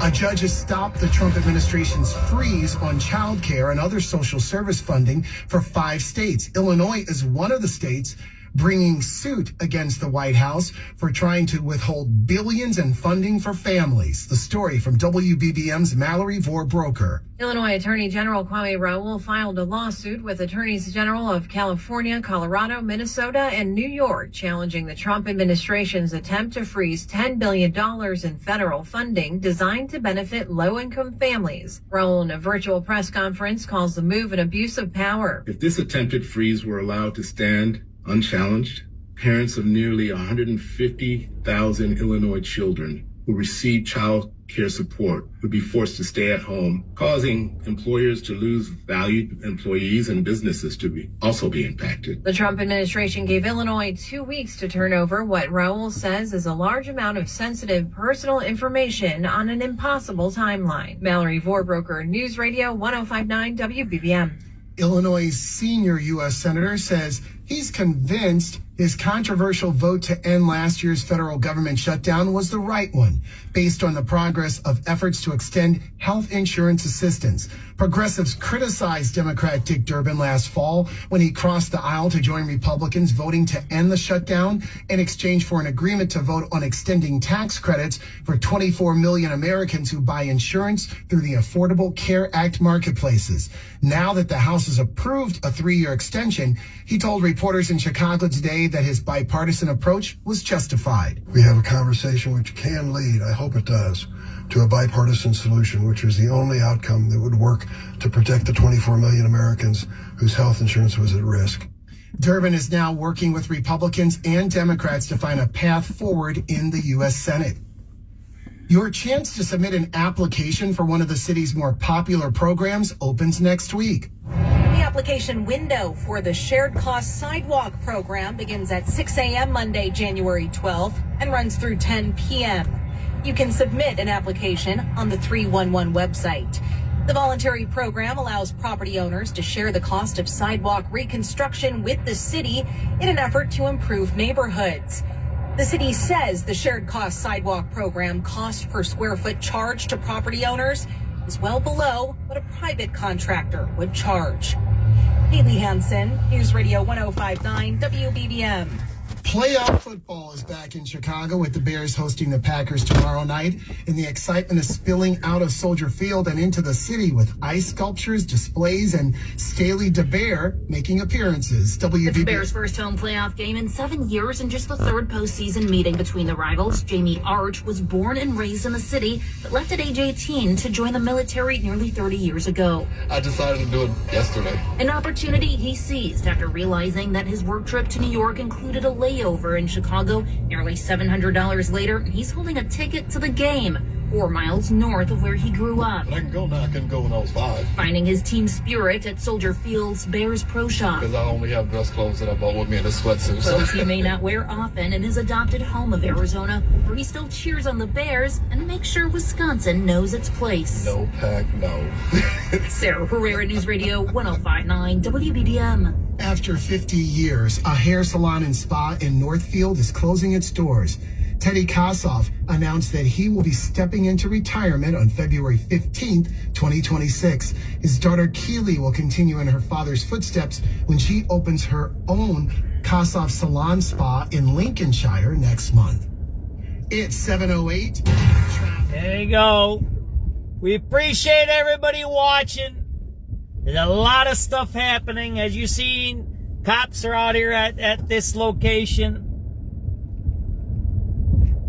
There's shootings happening in Portland and all of that stuff, right? Be safe, be careful. Thanks for watching. 7:08 p.m. SubX.News on the spot reporting. Oh, they put floodlights here is what they did. They didn't have these floodlights here before, right? We'll talk to you guys later. Have a good night. Thanks for watching. If something comes up, we'll go. I'm going to get something to eat. Take it easy. Have a good night. SubX.News on the spot reporting. It's January 9th, 2026. It is 7:08 p.m. Thank you very much for watching.